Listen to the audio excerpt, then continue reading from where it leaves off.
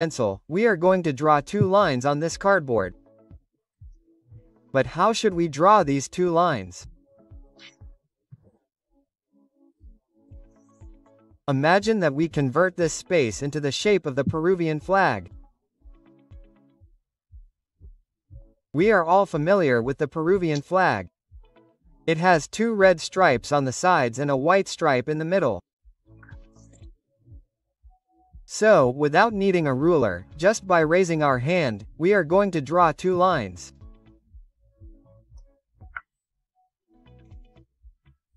So, on this side, look, I draw a line for the white part and another line on this side too, right?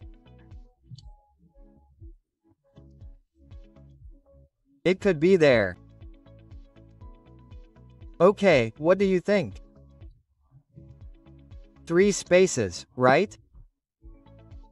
It doesn't matter if it's a little different, bigger, smaller or larger, no problem, but 3 spaces, one in the middle here, one on the right, and one on the left. Right? Like this. So, we are going to do this so that we can do some exercises, okay? Some exercises for freehand drawing so that we have confidence in developing large lines, round lines and others, right? Very good. So, here we are going to use the 2B pencil again, and what we are going to do is make some squares, but without the need to use a ruler. So cheating is forbidden. Let's not cheat. We have to do it freehand without a ruler. So I'm going to make a square like this, look there. Then on this side too and on this side here. Very good, like this. It doesn't matter if in some parts, for example, it becomes a little crisscrossed. The important thing is that the inside part is like a square. Okay. Here, for example, is a large square and here I'm going to make a slightly smaller square. On this side, like this without a ruler. Okay, like this, without the ruler, because with the ruler we get used to it and it comes out a little stiff. In this space here I'm also going to make an even smaller square, look. Like this, there, and you know. It doesn't matter if it comes out a little crooked, the important thing is that it's freehand. The recommendation is not to work like this. There are kids who work very well, but instead of making a straight line, they make a broken line, like this. See, like this. So, this isn't good for us. We have to do it with a continuous line, because if we do this, it would be like a rope line, do you see? Like this. So, to improve our drawing we have to make continuous lines, like a horizontal line. Do you see? So, we're not going to do this like this, right? Okay. Very good. So, here they are. They have to be square. Okay. This part is easy because I'm sure everyone has done it very well. The challenge is the following. Okay, for that I'm going to use my black grease pencil. Okay, since my black grease pencil is already small, I use a pencil sharpener which is like a little tube that I put here and it gets bigger again. Do you see? That's interesting, isn't it? To be able to hold it like this. If when your pencils are smaller, you can get one at a bookstore or at an art supply store. You put this pencil sharpener like this and you already have like a big pencil. Now your pencils are probably big, so you don't need it right now, but you could get one later. Or you could also put a little tube in it, right? There are small plastic tubes, from pencils and others that you could use to make a pencil sharpener. There you go. Very good. Now with this pencil we are going to hold it differently because we are all used to holding the pencil to write, right? But I am going to show you a new way to hold the pencil. It may seem strange or odd to you, but it is very useful for artistic drawing. How does it work? I am going to hold the pencil with my left hand, like this. And with the other hand, with my right hand, I turn the palm of my hand down and hold it as if it were a wand. Do you see? Like this. I'll do it again. Look, here's my pencil, palm down, and we're holding it like this. Like when babies grab their spoon to eat their soup, right? That's how they grab it first, right? So, like this and like this, like a wand. Okay. And holding it like a wand, we're getting a little closer to the tip. And now we're going to draw some circles inside these squares, but first I'm just pointing, see? Look, I'm not drawing like this yet. See, over here too, look, I'm pointing. And I do it like this and I figure out how the circle is going to be. Now just look how I'm doing it. I'm supporting it with my nails a little bit like it's pointing down, a little bit like this. Okay. So there, with the tip, I make sure it forms a circle and then when I'm sure, I press. Look like this. See, like this. And look how it comes out. A circle with lots of lines inside the square. See, like this. In order to get it right, we shouldn't draw with our wrist. We draw with our wrist like this. I'm drawing with my whole arm, with my whole elbow, my shoulder. Look, my wrist doesn't move, my whole arm is moving, see, like this. So, I'll do it again here and draw a circle inside there. See? At first, when I started doing this type of work, it seemed a little difficult because I always drew small, but on larger pieces of cardboard it's a little more interesting to draw, right? Stretching out my whole hand. That's what artistic drawing is all about. Okay, teacher. But you know what, it doesn't work out, I can't do it. Now try to do it like writing, that is, holding the pencil like when we write. Let's see how it comes out in this small part. It should come out the same, but with thinner lines. See, like this. And we turn it several times and get used to drawing circles this way and fitting them into these squares. See? Like this. So, I have 4 squares, or rather, 3 squares, each one different, a little smaller, and also 3 circles with the same size as the squares. See? So, this is exercise number 1. Let me know when you have finished exercise number 1. Now we are going to continue with more exercises and this time we are going to do something different, okay? We are going to make ellipses. And what do ellipses look like? Let's put 2 here first. 2. Exercise number 2. And here we are going to do it from the smallest to the largest. Okay? So we are going to work with the 2B pencil. And what I am going to do is the following. Instead of drawing squares, I am going to draw rectangles, right? We all know rectangles and we know what they look like. They are shapes similar to squares, but longer, that is, here and here. See, like this. A small rectangle, a slightly larger rectangle. There you go. And also a larger one.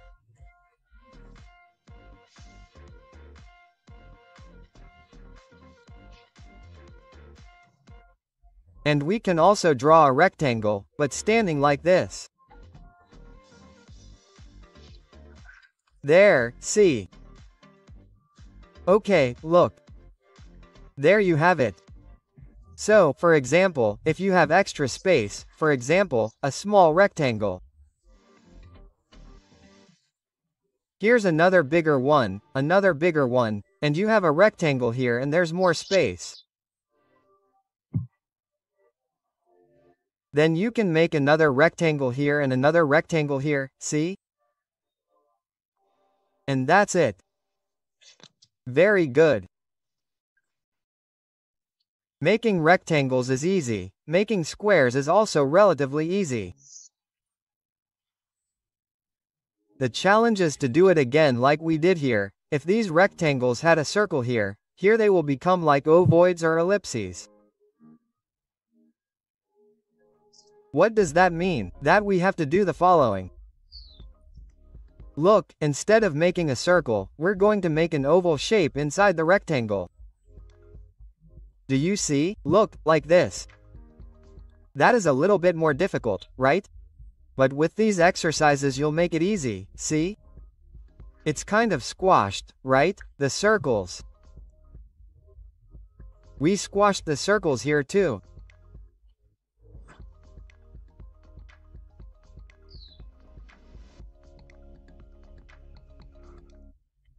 The interesting thing about this exercise is that the lines of the oval or the circles coincide at these edges. Do you see here, that it reaches there, that L on this side, that it reaches on this side, do you see? Here, it connects here, right? It has also connected here, do you see? There. I mean, it is the same size, circle and square. Like this, okay. So, here we also make it bigger. So, first I always indicate where the pencil is going to go. When I am sure, I just press the pencil a little and it comes out like this. Do you see? Like this. Come on, like this. Do it with continuous lines, now, because it would be a mistake to do this. Don't do this. Be careful that you are making clouds instead of ovals. I have seen some kids do it like this because they didn't want to do it. Teacher, don't get me out of here because it will come out ugly. It doesn't matter if you suddenly go off at any moment, it doesn't matter. The important thing is that you practice, that they are continuous lines, unbroken lines, like that, because if you get used to drawing like that, you will always draw like this small and you will not end up with circles or spheres, but clouds. Okay, continue like that.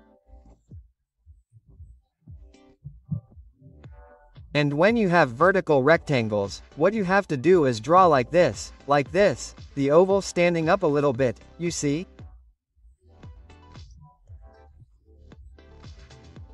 And that's it. You see? It came out nicely. I'm done. Very good. Dodd, you've finished it. Correct. Who else is missing?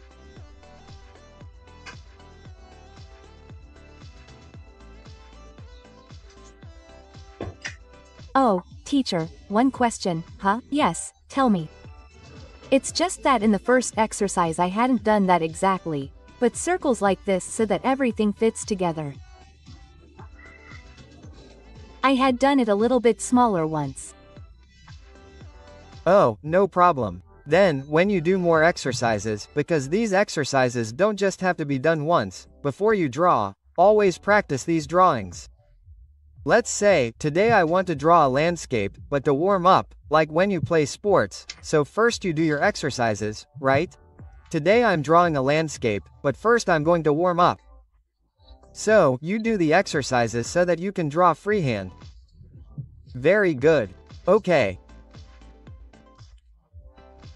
So, I hope that today you just don't stop doing these exercises, if you can't do them.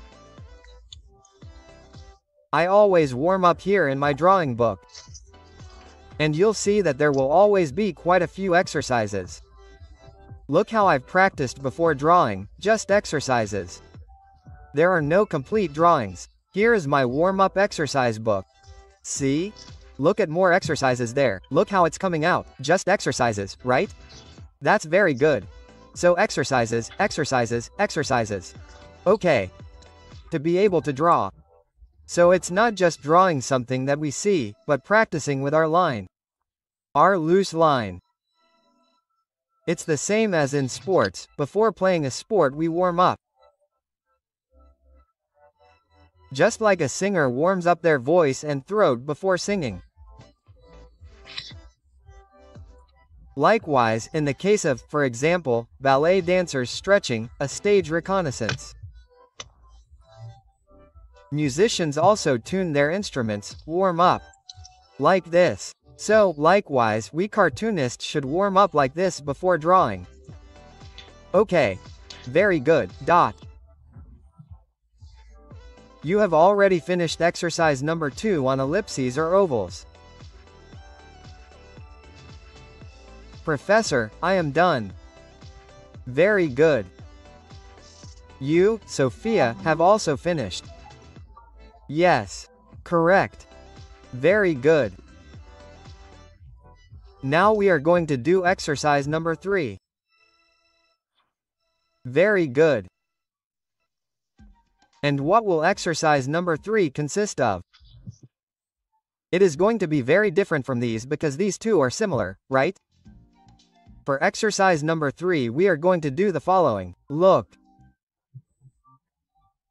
We are going to use our 2B pencil, and in this space that we have we are going to draw the following.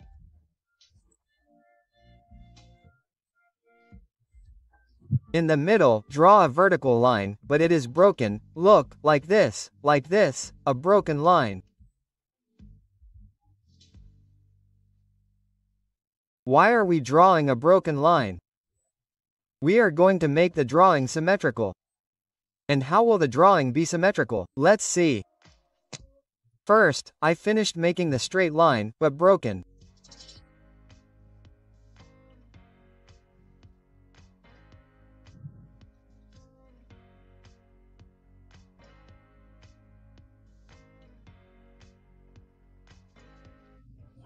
Professor, I've finished making my broken line. Right, very good. So, now yes, also with a grease pencil. Let's do the following. Okay, but let's wait for everyone to finish.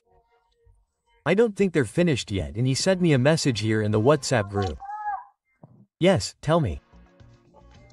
Hey, finishing the test. Can we draw or are we going to? No, are we going to draw more things? This is nothing. We're just warming up. Are you tired yet? No. You see, okay, very good. So, let's finish doing this and let's start drawing too. We're already drawing. Okay. Here I imagine different things here. I'm imagining a little worm here, like a Christmas tree, and here we're going to do other things. Very good. A black grease pencil. Let's make a shape, any shape you can imagine.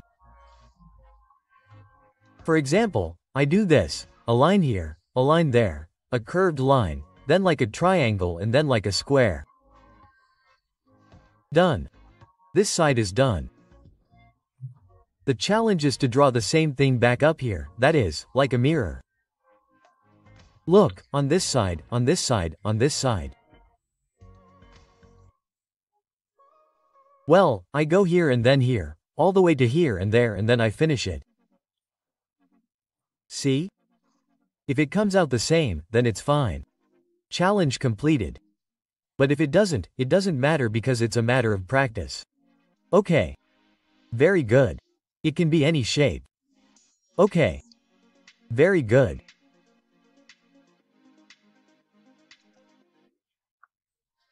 That's called symmetrical drawing, that is, drawings where both sides are the same in half.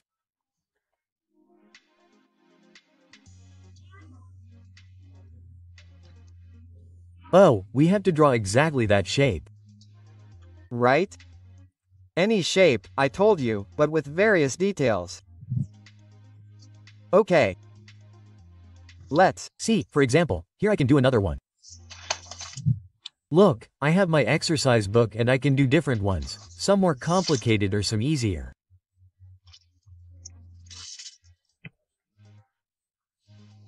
I make my intermediate line with broken lines and then I make any shape. How about I start with this one? Then an X here and then a more difficult one. There you go, like this, like this, like this, like this, like this, like this. There you go. So, continue on this side and I have to do the same thing I did. Come this way, this way, this way. I have to see how it is. Well, no, I go this way, then I go this way.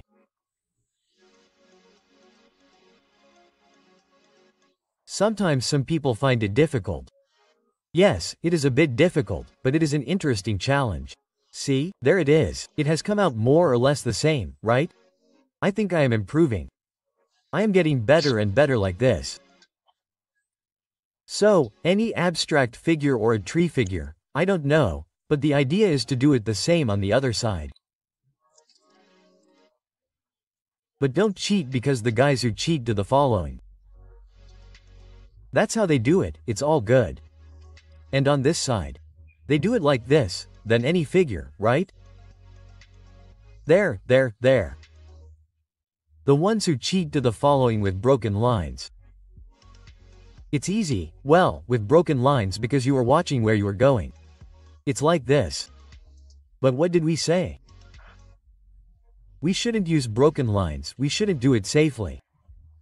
1, 1, 1. Over here, like this. There, there, there, over here.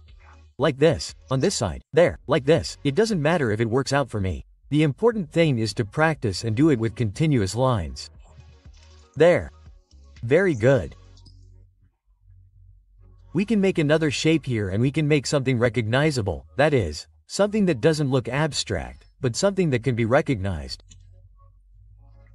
I'm going to do the following. On this side, I start with AC.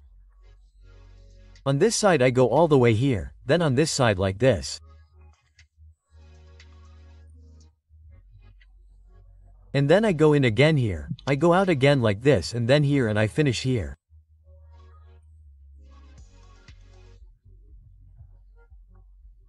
Now I do the same on this side here on this side and I try to make something very heart-shaped.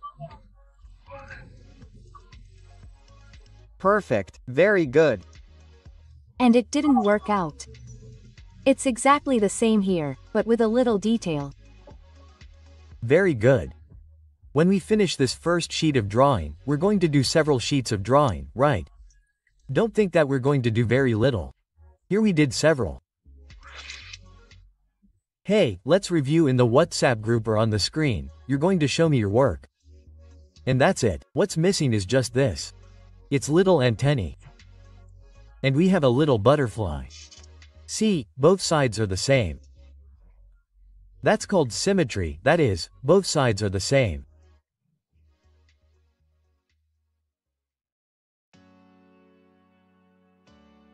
Very good. Now we're going to do a very interesting exercise to do our light and shadow work. Okay. Very good.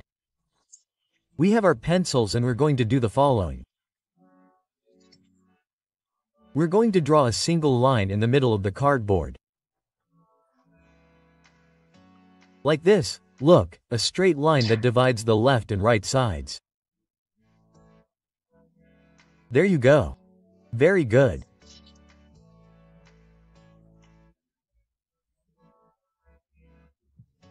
Now with our black grease pencil, we're going to make a cross in this part here and like a cross. There you go. Look at how I'm going to do it. From here to here a line and from left to right a line. There you go. And I'm going to put its little arrows. An arrow pointing up, an arrow pointing down, an arrow to the left and an arrow to the right. Like this. What is this going to be useful for? Let's do the following. Here we're going to put 0%.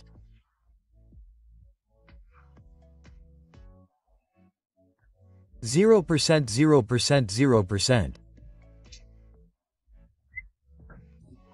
Close your screen because I can't see it well. Ah, now I'm going to enlarge the screen. Very good, let's enlarge the screen. Now you can see it.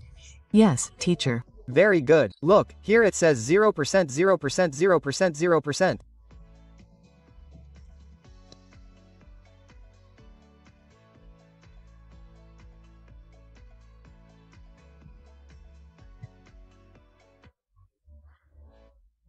And here in this middle part we put 100 by 100.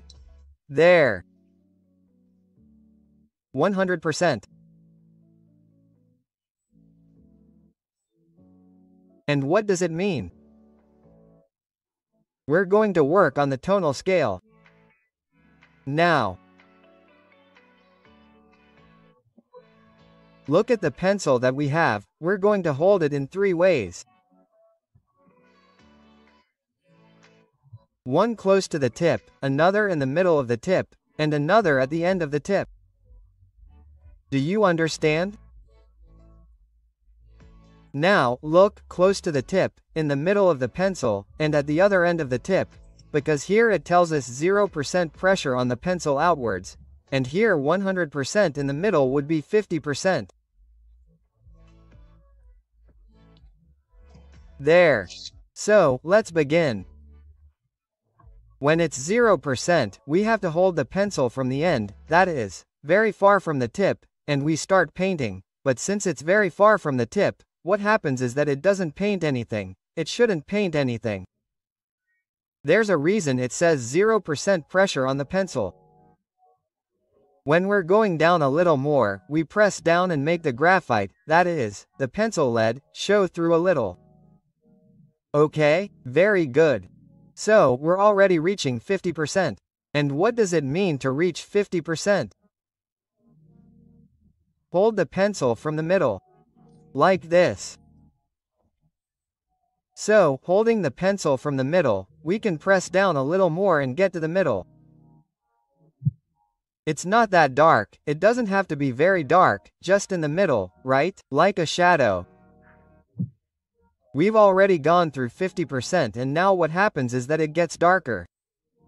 We press down more on the pencil now. And when we get close to 100%,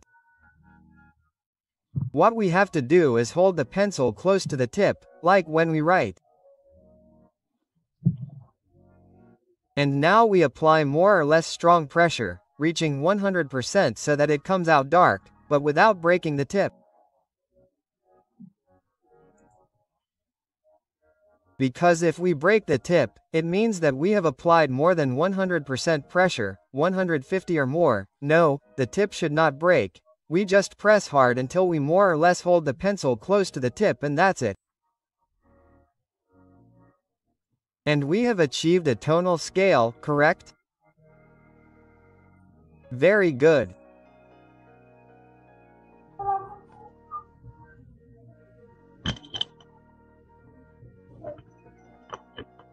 Is it coming out or not? Yes, it is coming out. You can't go outside. The line, right? Sure, no problem. If it goes a little outside the line, it's an exercise, right? It's an exercise. Very good. Now what I'm going to do after finishing this is start from 100% to 0%, because here we started at 0%, then 50% and then 100%. Now what I'm going to do is start at 100% and end at 0%. So, how should I start? I stayed exactly the same as you. Very good. Correct, very good.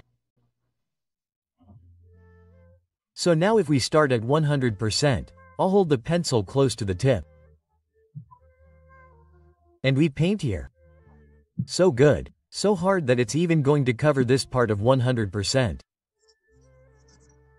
And then little by little I'll go down, you see?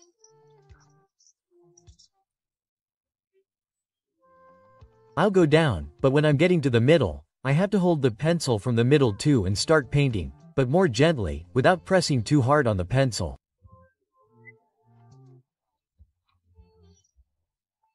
That's why it's 50% pressure on the pencil, right? That's it. And when we're close to the edge where it says 0, we hold the pencil from the other end of the tip, right? From this part like a wand, and we start painting too. So, what happens is that we don't exert much pressure until we reach 0%. Professor. Yes, tell me. 100%. 100%, you have to press really hard. And it's okay if it gets covered. That's it. 0%. 0% should be left without a pencil. Pencil. Yeah, there's no pencil. Look, there's just a little bit more. That's the difference, right? Very good.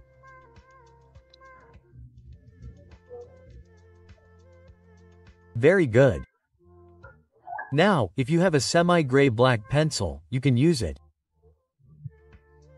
If you don't, you can do it with the same pencil. I'm going to use the semi-gray pencil now to do this part. How, teacher, are we going to do this part? We're going to start from 0% to 100%, but with this pencil. You know, hold the pencil when it's at 0% on the other end. From the tip, that is, like a wand far from the tip. Okay. And now we paint, but very low, because there should be 0% pressure on the pencil. So there I gradually paint and press a little more, but since I'm holding the pencil from the end, it doesn't press very hard, so it doesn't paint enough. And when we get to the middle, there we do have to hold the pencil. From the middle too. So, what I do is press the pencil so that I can paint in between, you see. Okay, 50% pressure on the pencil.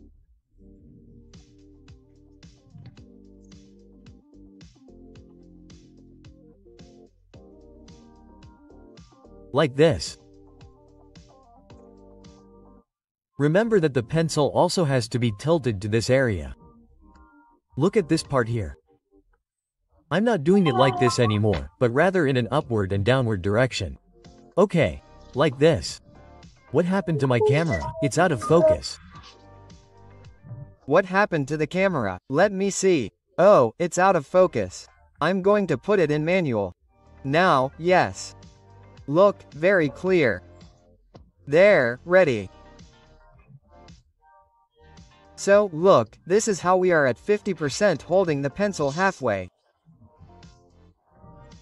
Ready.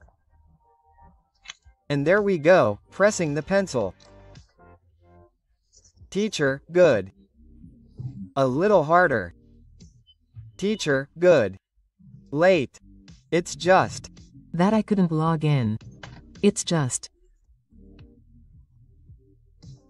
That I have another WhatsApp and I had to log in through my mom's cell phone. So I wasn't there. So I had to log in through.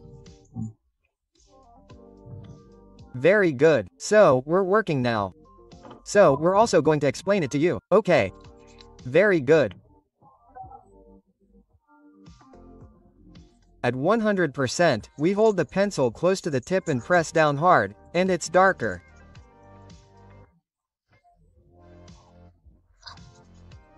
Come on like this. Done.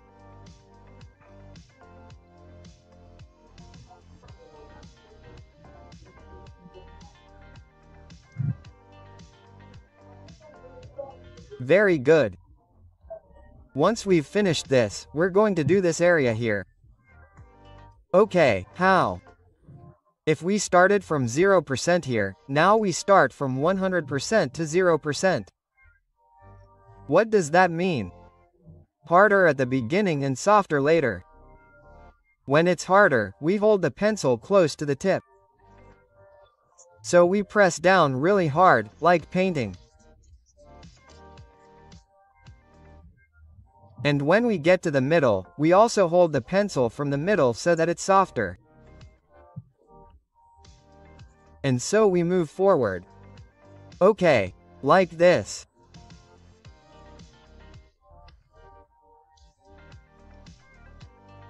At 50%, and then we press down less and less, and when we get to 0%, from the edge of the pencil, that is, from the other end so that it doesn't paint too much.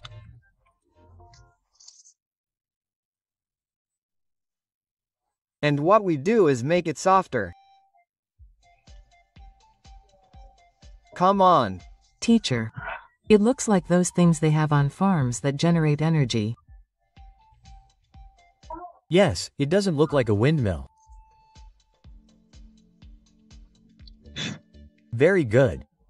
So, that's how our tonal scale came out. You've Finished everything now. Like you look like a demolition, right? like a windmill or whirlwind, right? A windmill. It's nice. Very good. Very good. Once that's finished, now we finish with this to start drawing our, for example, the case of what would be, three-dimensional shapes.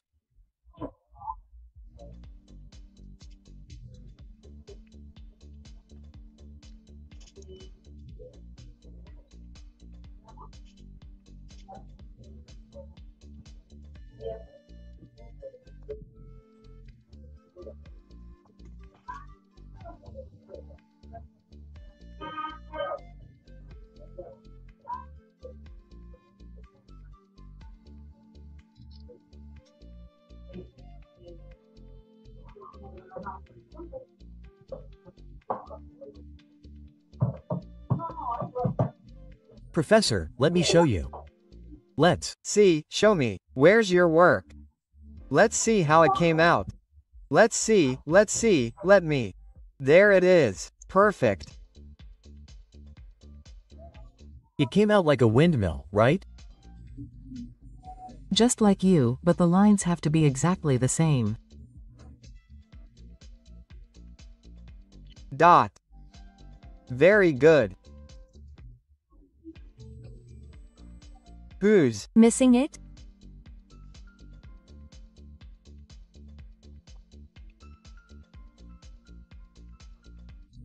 Professor, you don't know, but I have an academy, part of that academy that's in person.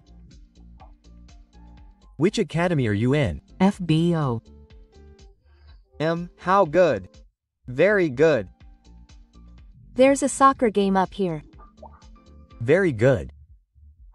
Soccer always has to be on a soccer field.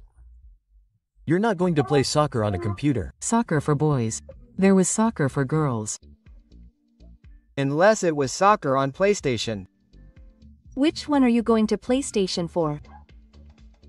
That's Why it has to be soccer on a soccer field? Teacher, if there are PlayStation games, soccer games. PlayStation is better, not PlayStation, but like a 3D lens. So that, it can be too. But not too open, because not just any games. Yes, very good. Who's missing the mill? I think they've all finished, right? I'll be right back. Teacher, I'll be right back. I'm going to the bathroom. Very good. So, we're going to wait a little bit for them to finish and then we're going to start doing the work. On the right side. Teacher, there's a person who has the same name as me. Yes, it's my cell phone.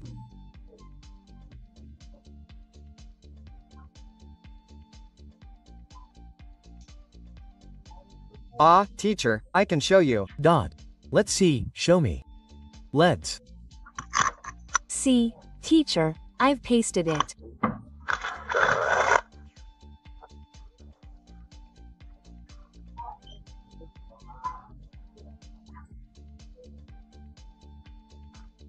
Very good, excellent, good job, it came out very well.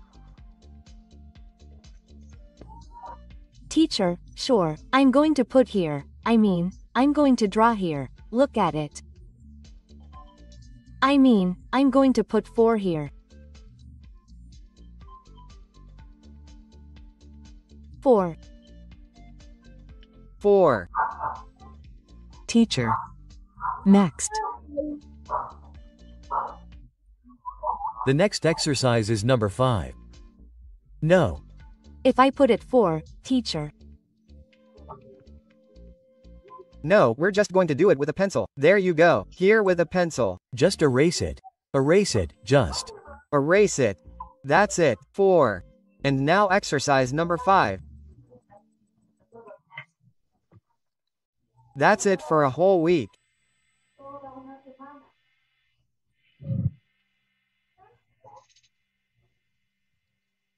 Very good. And what is exercise number 5 going to be like?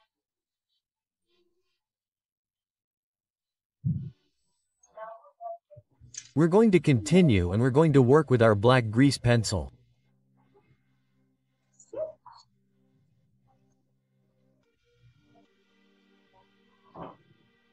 Adriana, do you have any questions?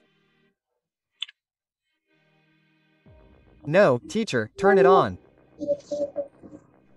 Oh, there you go. Don't worry, there's no problem. Very good. So, if you're finished, we're going to do the next side where we're going to be able to see how to apply this exercise, right? So, look, we're going to draw the following.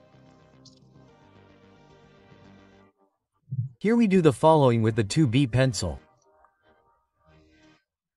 Look, I'm going to draw a shape like the one we did before, which is a rectangle. There, here and a little wider up to here. Do you see? Like a rectangle. Yes, go ahead. Teacher. You can use any pencil, or it has to be a pencil. We asked for a 2B pencil, a black oily pencil, and a semi-greasy pencil. You can also work with other types of pencils if you have them.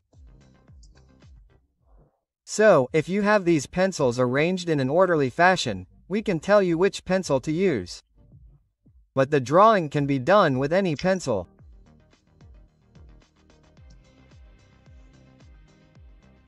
See? So, here is a rectangular shape, here is a shape like a pod, and here is a kind of cup or something like that, right? They are abstract shapes, but different from this first one. Yes, tell me. Teacher, the second one looks like an oval. Like an oval, right? And the one Also looks like a lens too. Yeah, it. looks like a cat's eye. And the third one also looks like a rectangle, as if it had been hit on those sides. Yeah, yes, it does. No, it is not a rectangle, but if you put sand in it, the sand falls slowly and the times are. Like an hourglass, right? It looks. Very good, what a great imagination. Now, down below, we're going to make a square. Angry. And here I'm going to put a line like a triangle for this side and that's it. See? Those are the shapes. It Looks like a letter. Yeah, like a letter. It looks like an envelope for a letter, doesn't it? Excellent, very good. Done. After drawing, we're going to apply this tonal scale with the pressure on the pencil here. Okay. But how? I'm going to show you. In this case, we're going to start from 0% to 100%. And we already know how to do it, right? But the challenge is trying not to go outside the shape. Okay? So, we're going to do this first at 0%, holding the pencil like this. Teacher. Okay? Are there any questions? Teacher, what would happen if we didn't have that pencil? Oh, I told you, with any pencil. With Any pencil this time, but then you can do it. Okay. Very good, now we hold the pencil from the end, okay? Like this. And this little by little from the middle we are going to work at 50% and then at 100%, right? Very good. So, we hold it like this and paint this rectangle on the top, but very gently, that is, without pressing the pencil.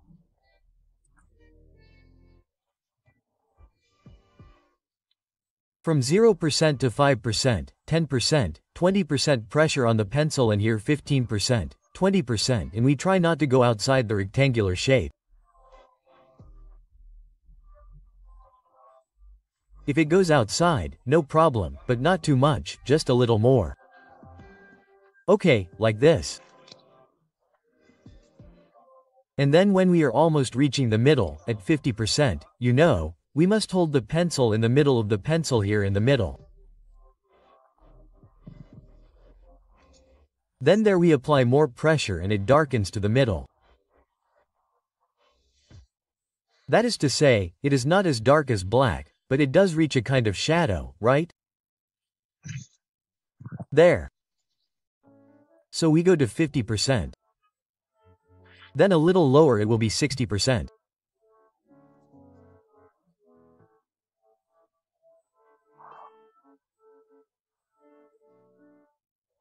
Then, 70%, 80%, and when we are almost at the edge, we hold the pencil towards the tip or near the tip and apply more pressure and we get 90% and we finish with 100% pressure on the pencil, but without breaking the tip, because if we break the tip, it means that we have applied 150% pressure, only up to 100%.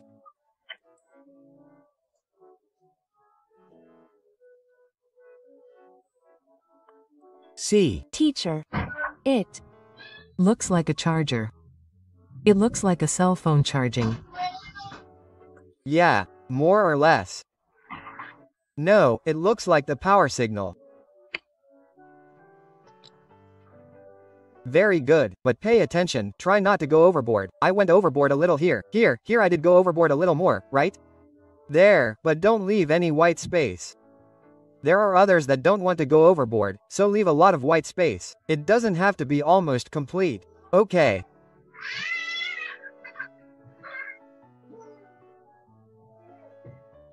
Very good, you have finished this first part.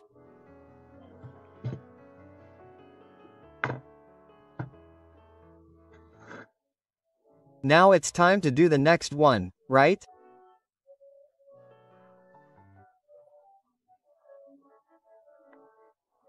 This figure, and in this figure we are also going to start from 100% to 0%, that is, first holding the pencil close to the tip and there we press hard at 100%, and then little by little we go down, maintaining the figure, that figure that we said looks like a cat's eye, which also looks like an oval, right?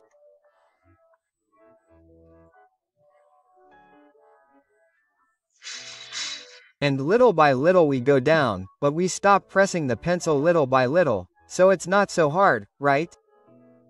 Up to here. When we get to the middle, we also hold the pencil halfway so that this part is not so hard, right? It has to be soft, little by little it gets lighter. Okay. So, now we are at 50% down. Let's go to 40%, 20%, 10%. And finally we hold the pencil at the other end of the tip, really far away, and draw quite softly until we reach 0%, that is, so that there is no pencil, right? And that's it. Here it came out a little bit, but you can still see the shape, you see, and there aren't many white spaces. And challenge met, that work has also been done.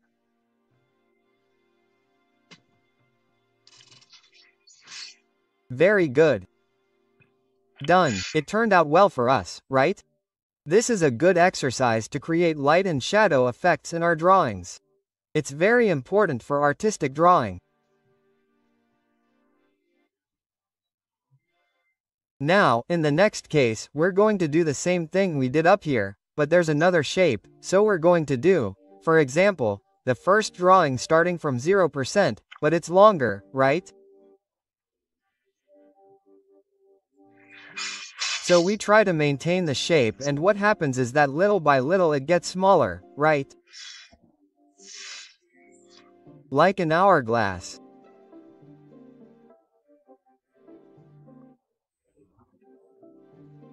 And little by little I press harder on the pencil, and when we get to the middle, we hold the pencil from the middle and press a little more at 50% pressure on the pencil.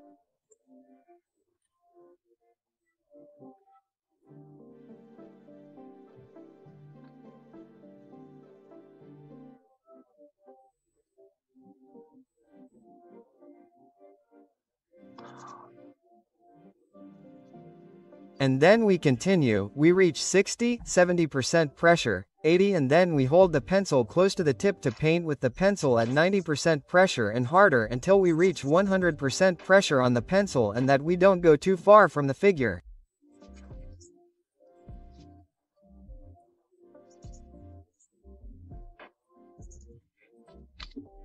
See? Like this. And that's it.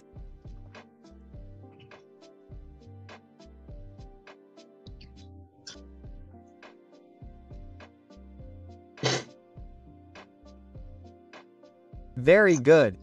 Now, if you have the semi-thick black pencil, we can do it here with the semi-thick black pencil. But if you don't have it, you can also do it with the same pencil or with another pencil, okay? And then get your pencils.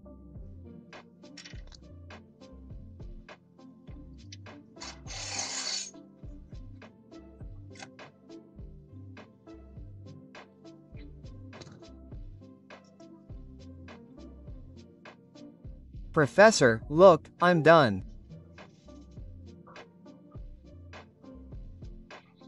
Very good. Correct, very good. It didn't come out very well, did it? In the shape, very good. Correct, good, good, good. That's how we have to work. Now, in the next one, in this part where a letter appears. We're also going to do it first starting from 100% here in the corner. Like this.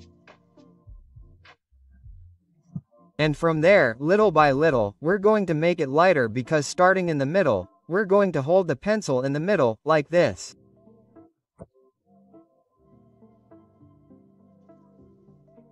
And it's getting lighter, right? At 50%. Softer, softer. And a little bit softer at the edges. See? So the pencil won't be noticeable anymore. Very soft, okay. So, from dark to light, we can also go back. Yes, we can go back. We can go back and forth, there we go. In the middle part.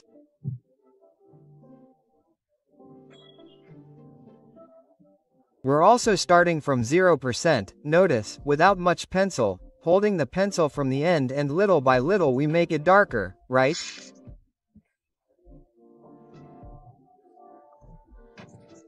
Little by little. We have to be patient for this part, right? Because if we go crazy, if we get desperate, it won't turn out well, right? We have to be patient. Okay. Very good. So now 50% and it gets a little darker.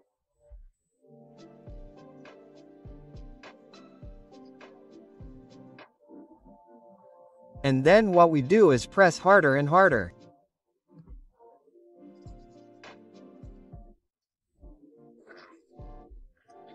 And when we get to the bottom, we hold the pencil close to the tip to exert more pressure on the pencil and reach 100% pressure on this pencil, making it look very dark or black.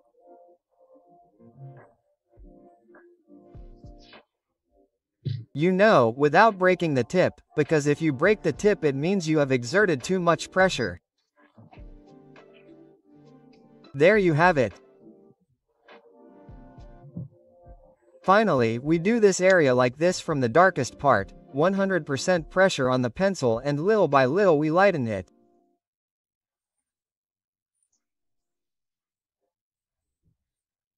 This way you will become experts in making these transitions between light and shadow.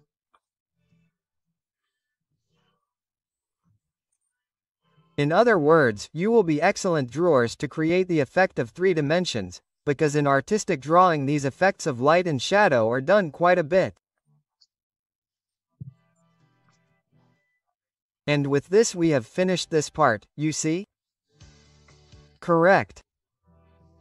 Now you can show us how your work turned out.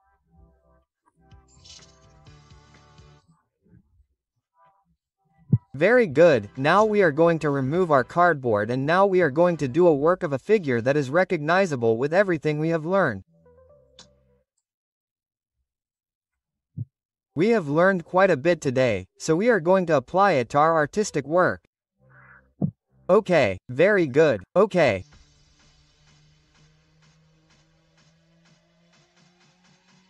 Very good, what are we going to do? Now we are going to do something interesting, because we are going to apply everything we have learned today in a 3-dimensional drawing, in an almost professional drawing, okay? In other words, so that you can improve your drawing. Okay. So, what do we do with the 2B pencil? We are going to do the following. We divide the cardboard in 2, but with a soft line. Don't press too hard, softly, so that it is barely noticeable. Very soft, nothing more. Since we have practiced the lines a lot, it will come out much better each time. Do you see? There we go. Very good, we have it, right? A vertical line. It doesn't matter if it is a little bit, if you think it is crooked, like this, it doesn't matter, because the most important thing is to do the drawing freehand. Okay. Very good. A line then in the middle, but without pressing, very strong, soft, nothing more. Okay, very good. Where we are going to press harder is here. We already know how to make secure lines, lines that represent artistic drawing very well. So what I'm going to do here are 2 parallel lines. Parallel to what? To the edge of the cardboard, that is, they're the same. Okay, like this. So, I'll draw a line on this side like this, straight, vertical, and also another parallel line on the other side, straight and vertical. Like this, look. They're 2 equal lines, they're 2 twin lines, 1 line and another line. We already know how to draw L's. We've practiced quite a bit, haven't we? We've practiced our ellipses and ovals in these exercises. So that's what we have to apply on this side.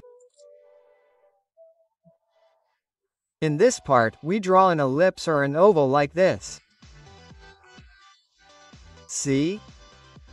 There you go. From the softest to pressing a little bit more. See? And this same thing, another one down. Look down here. Similar. There you go. Now we'll press the pencil a little more here so that you can see what we've drawn. And here too, see? There you go. At the bottom, we also press a little bit, but the top one has to disappear. And now, for the first time this morning, we're going to use our eraser, right? So with your eraser, what you're going to do is erase this part of the oval and only leave this area. Here. So, what have we drawn? A cylinder. Okay. A cylinder. And now it looks like what? Like a 3D figure, right? But we're going to turn it into a 3D figure. To the same ugly health. How so? Don't know. I knew how to do it, but... Very well, try again then, no problem. You can erase it and try again. You have several attempts to develop it, but it's easy. Look how we've made the straight lines, the oval lines, that's how we do it. Okay. Very good. So, a straight line here, a straight line here and the ovals. That's it. That's it. That's it. I'm starting to have. Don't say that. Me too. Very good. Now, to finish this, we're going to draw something small here. In the middle, we're going to draw something like a light bulb or a lamp. Look, I'm also drawing something like an oval there, and then here I'm making something like a cone shape of a light bulb. Look here, like this and like this. See? A light bulb because here it has a light bulb. Teacher. And on this side, yes, go ahead. Oh, it's just that I'm drawing the line and I don't know how to do it, since I just started. Today is my first day. It's everyone's first day. Which part are you on? On the line or on this? Okay. I'm just now online. Oh, very good. So we're going to repeat it. Look, it's easy.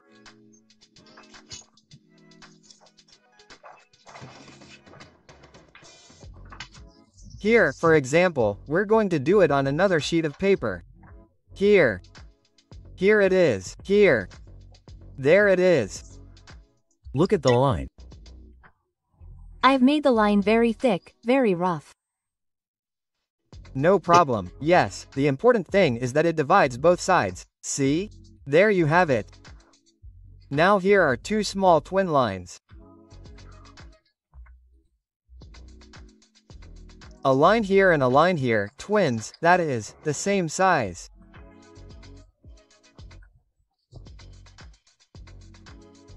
There you have it. Did you do it? Yes. Very good. And now we're going to make an oval shape. Like this, but softly, softly. There you have it. It's not even noticeable. Softly because later we'll highlight it with the same pencil. We'll highlight it by pressing harder. When we see where the shape is, we'll draw it here and we'll draw it here. If you see. Teacher, it's coming out badly, really badly. And downwards too. Like this. There you have it. How did it turn out? Bad. It came out super, mega badly, really big. Just a little smaller. Now it works. I made it a little bigger, but... Correct. Very good. So, then, we'll add the light bulb. Here we draw the light bulb like this, like a little cone. See it like this. Then a circle here and then this part here. Like this. And this is going to be the light. See? Like this. Yes, okay. Perfect. Very good. You got the light bulb out. Very good. Very good. Done.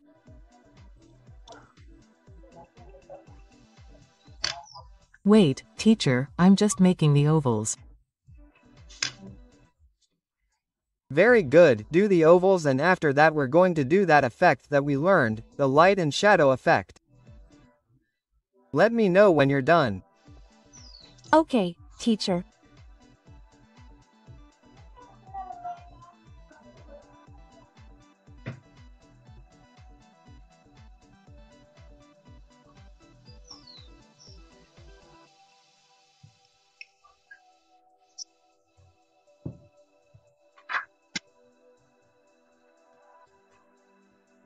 Teacher, I can't do it. It always comes out big.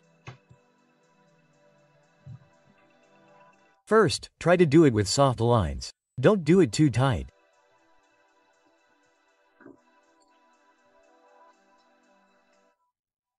Very good, I'm going to take the opportunity to go to the smallest room before doing the light and shadow effect.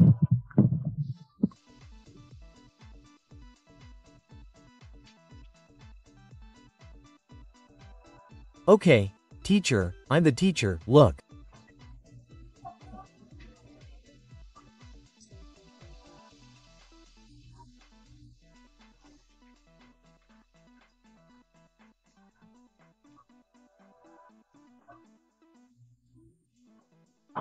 Teacher, nothing.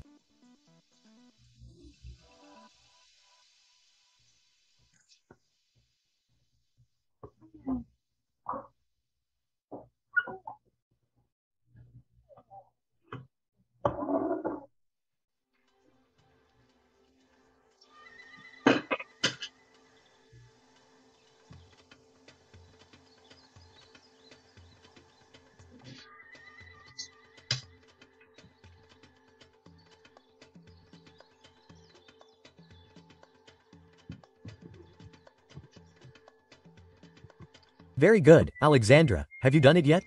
No, teacher, I haven't done it. It's Probably because you haven't practiced this exercise. This exercise, Sebastian, we've practiced. For example, this, right? Rectangles. Very late. And that's how we practiced, you see. So that we don't get there. But don't worry, now practice this. I'm worried like. This and that's it. This way, you'll get better and better, you see? Like this. I've finished making those little lamps with the lamp. Very good, very good. So now we're going to do the work from 0% to 100%, or rather 80%. We're practicing the same thing. Yes, look, to create the effect of light and shadow. Look here, 0% pressure and now stronger and stronger.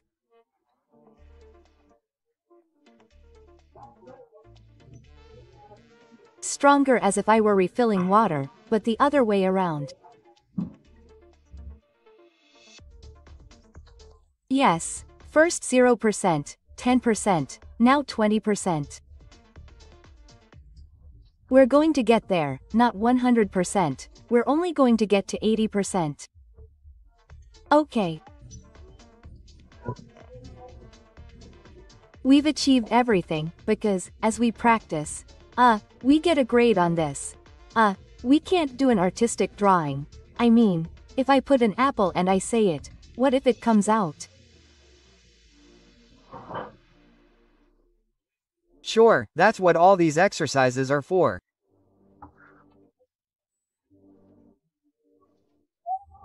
Now we hold the pencil halfway to do the work of 50 by C. Look, we are going to do the effect of light and shadow.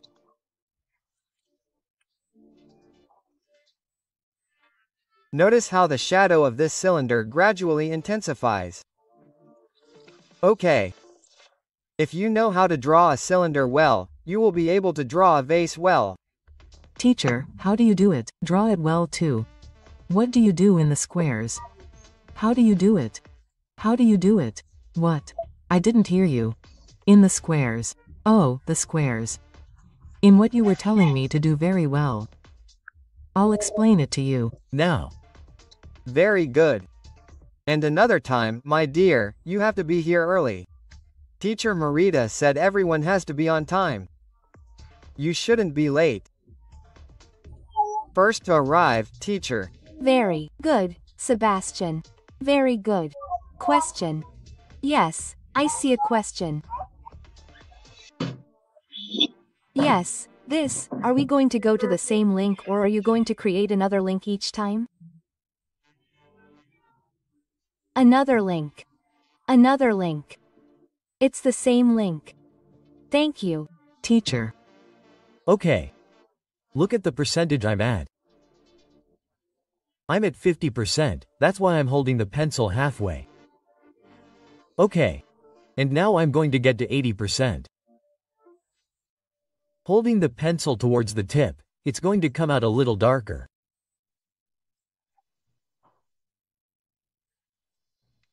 So now we have more intensity in the shadow than.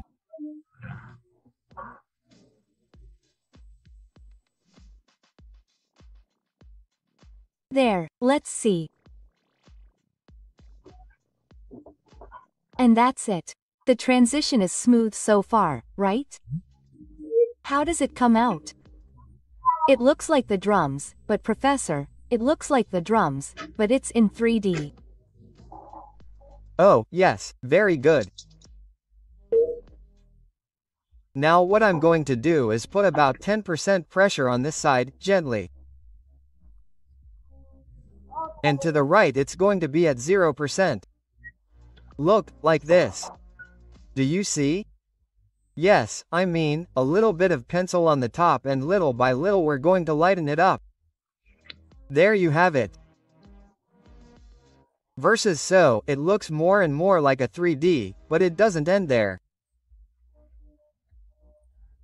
After you finish this part, we're going to continue making the shadows more intense and all that. Okay. Teacher, why don't we do something else but that? Let's. Now make its shadow, the shadow that is projected. Look, on this side I hold the pencil and I draw a line on this side and here too, look. Like this, see? They're diagonal lines, like this. And now I give it this shape, as if the shadow were being projected on this side. Look, like this. Like this and that's it. There you have it. This would be the shadow that is being projected, right? Oh, yes, it looks like it. No, it came out for me too, but the teacher is missing. Dot. Yes, tell me.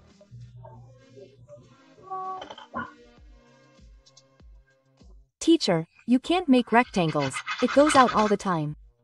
What goes out?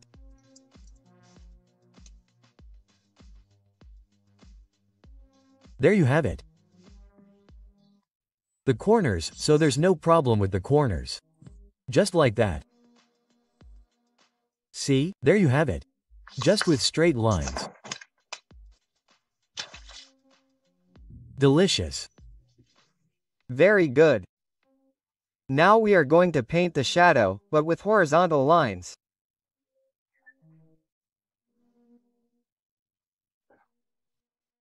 Look, everything is even, also with horizontal lines, okay?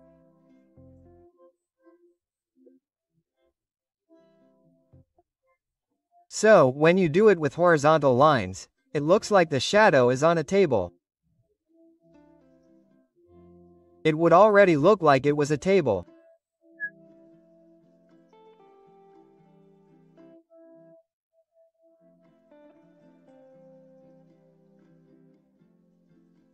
There, first everything is even and then the shadow gets closer to the object, in this case the cylinder, the darker it gets.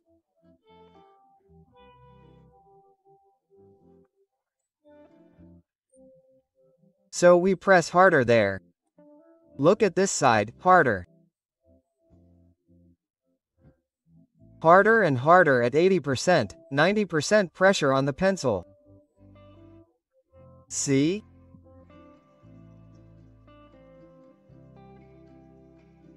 That's it.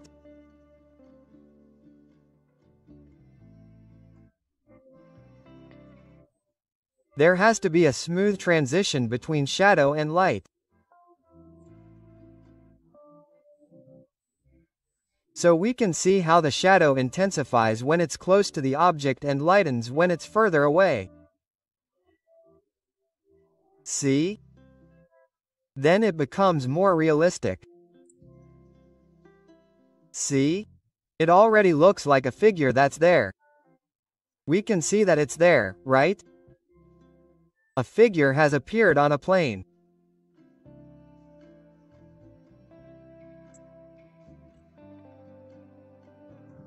Correct.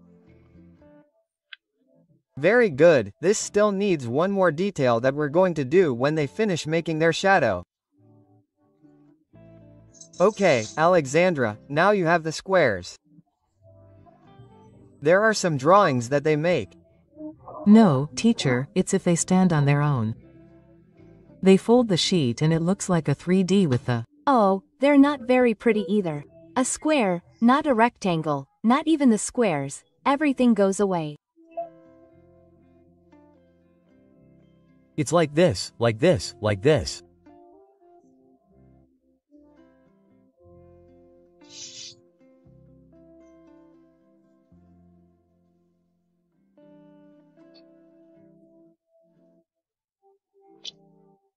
So practice the small and large squares too.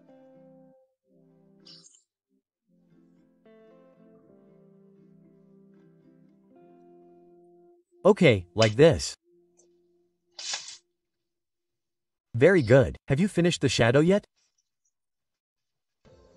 Yes, teacher, yes, it turned out. Very good. Now we're going to do the next thing. It still needs more detail. In this part, where it's towards the shadow, we're going to do what's called the shadow ridge, which means that it's going to get a little darker. More in that area. Look, here I'm doing it like this, more or less at 80 to 90% pressure on the pencil. And look, this is called the shadow ridge, that is, a darker part that's not at the edge of the cylinder, but here, almost in the middle.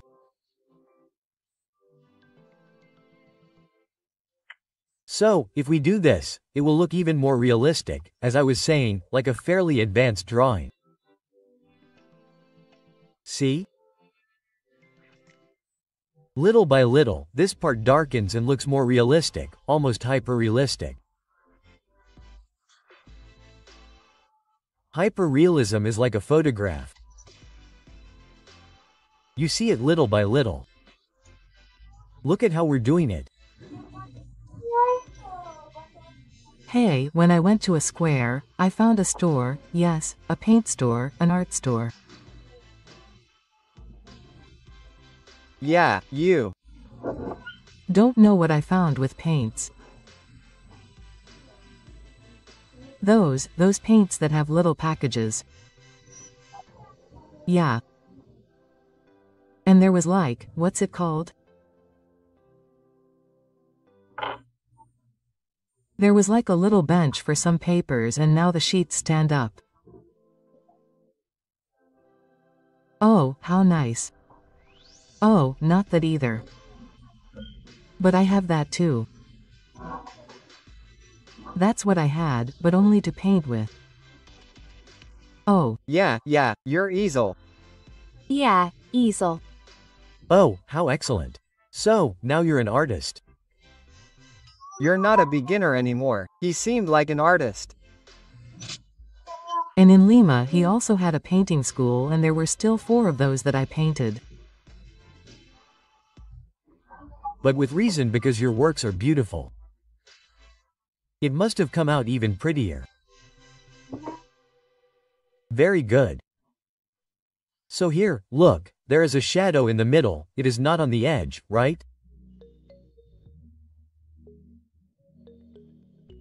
So now it looks like in 3D, that is, in 3 dimensions, length, width and depth, right? Like this. So, this is a good drawing because it already has the lines, It already has the geometric shapes and it already has light and shadow. So now you can start making objects. Even, as Sebastian said, you can even draw with these resources. Apples, later on we will even make portraits, right? Very good. So, let me know when you are finished. So far things in one thing, but what you saw in that art of painting, what happens is that when you start that kind of painting they charge you very expensive.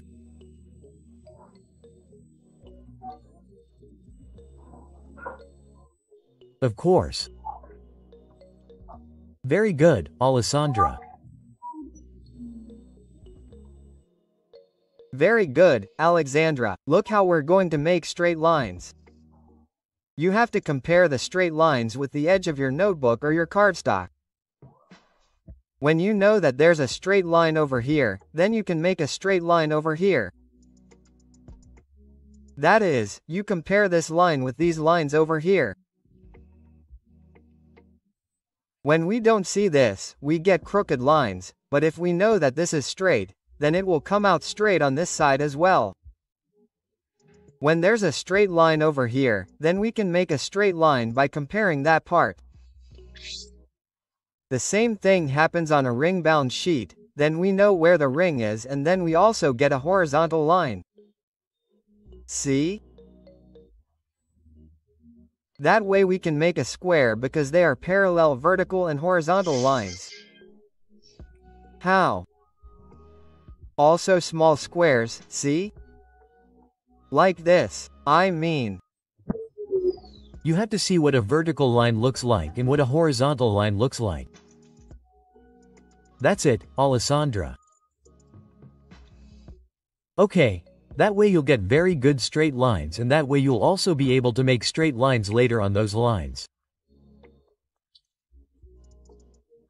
This is the case with our drawings, right? Very good. Who has finished the cylinder?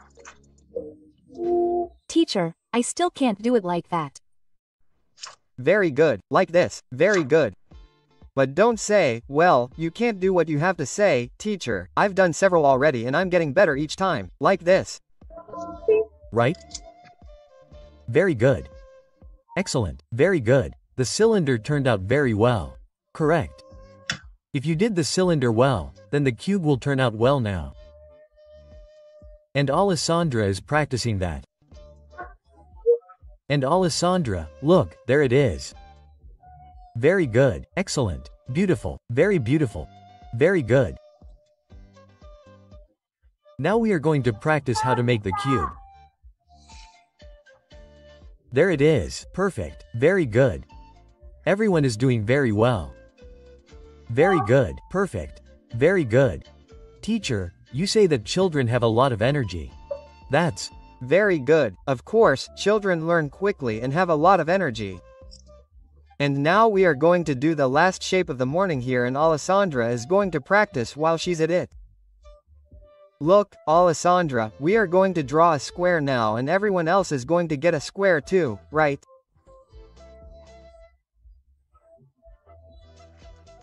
A square with a vertical line with a horizontal line and then we duplicate that same horizontal line up here. It's like this. And we get a square on this side. See, there you have it. I got a square demon. It has little horns. 2, a little bit sticking out. Now we make a square on the side of this first square. It has to be the same or smaller, but not bigger.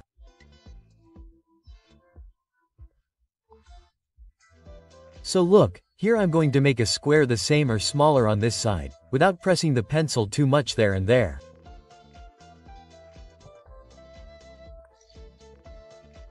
So, what did we get? Another square on top on the right side.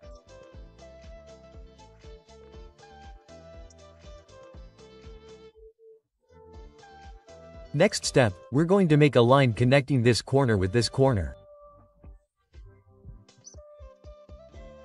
Yes, this corner with this corner, this corner with this corner. And now we have a cube because we're going to erase these lines. And look, a cube has already come out there, see? Done.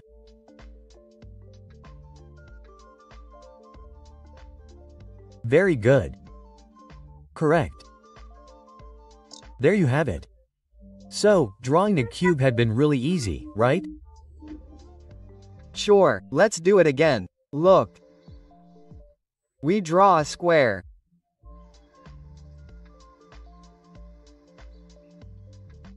Here we draw a little square. Now we draw another square a little above and on the right side.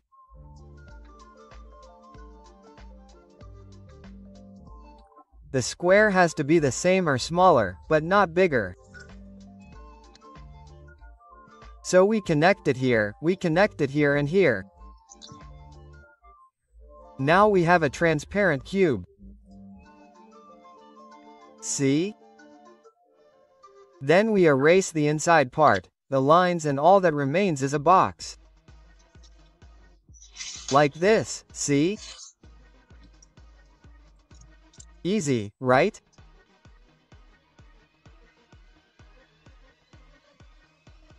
Well, it looks bad, I just don't understand. I do one thing. I look there, but now you get a different one. Teacher, it's already 12. Teacher, it's already 12:18. It's already 12:18, so we have to move quickly. After doing this, we add the light and shadow effect. So, on the top, we add a little bit of salt here.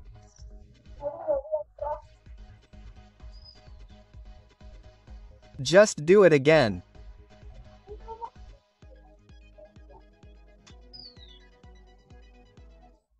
Then here we add a half tone, that is, half.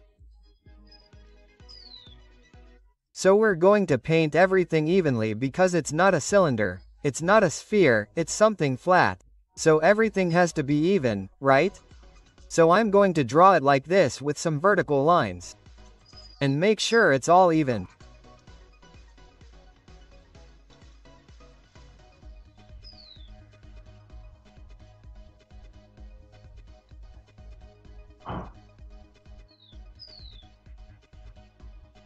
That's why we've practiced not going outside the shape, right? And don't worry if it gets a little smudged, but the idea is to have light and shadow. Now I'm going to apply another layer towards the edges so that it gets a little darker. It has to be at 50% pressure on the pencil because it's a half tone, that is, half the shadow, because the most intense shadow is going to be here. Ready? So, in that way we would already be working on all the basic fundamentals of artistic drawing so that in the next class we can draw everything we can imagine, from blocks, objects, perspectives, streets, many things. Okay. So, if we learn this first, it will be very easy. The person who draws geometric shapes very well can draw any object. Yeah, they can draw any object. If you draw a cylinder well, you will get, as I was saying, a vase or a cup. You could get a cup, you could even get other elements that represent something we can see, right? For example, a chair, a bench, all of that. So, it is always very good to learn to draw geometric shapes. Light, half tone. And now we add the shadow.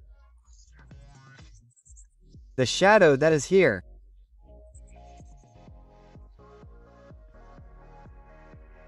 So here more or less at 90 to 100% pressure on the pencil. Here 50% and in the light between 10% and 0% pressure on the pencil. Right? And that's it.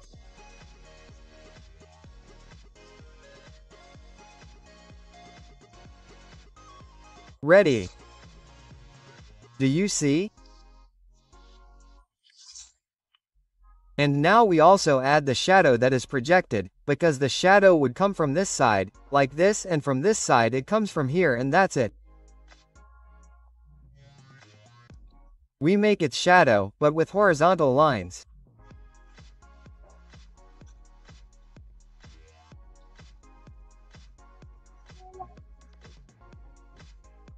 That's it, do you see? And you know when the shadow is close to the object or element. The shadow is stronger here, do you see?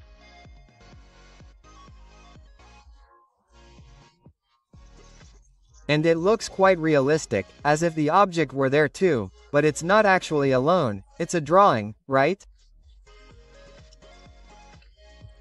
So that's how it turned out. Right. Very good. Done. So, I think I did this one well. This is also a figure in 3 dimensions, right?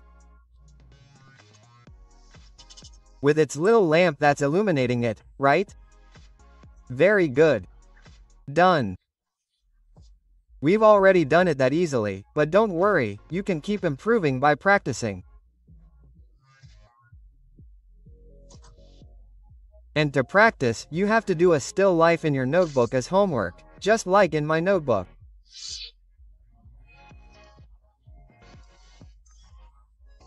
I have my notebook and you have to do a still life of geometric figures, just like I did a while ago. In other words, several objects with light and shadow.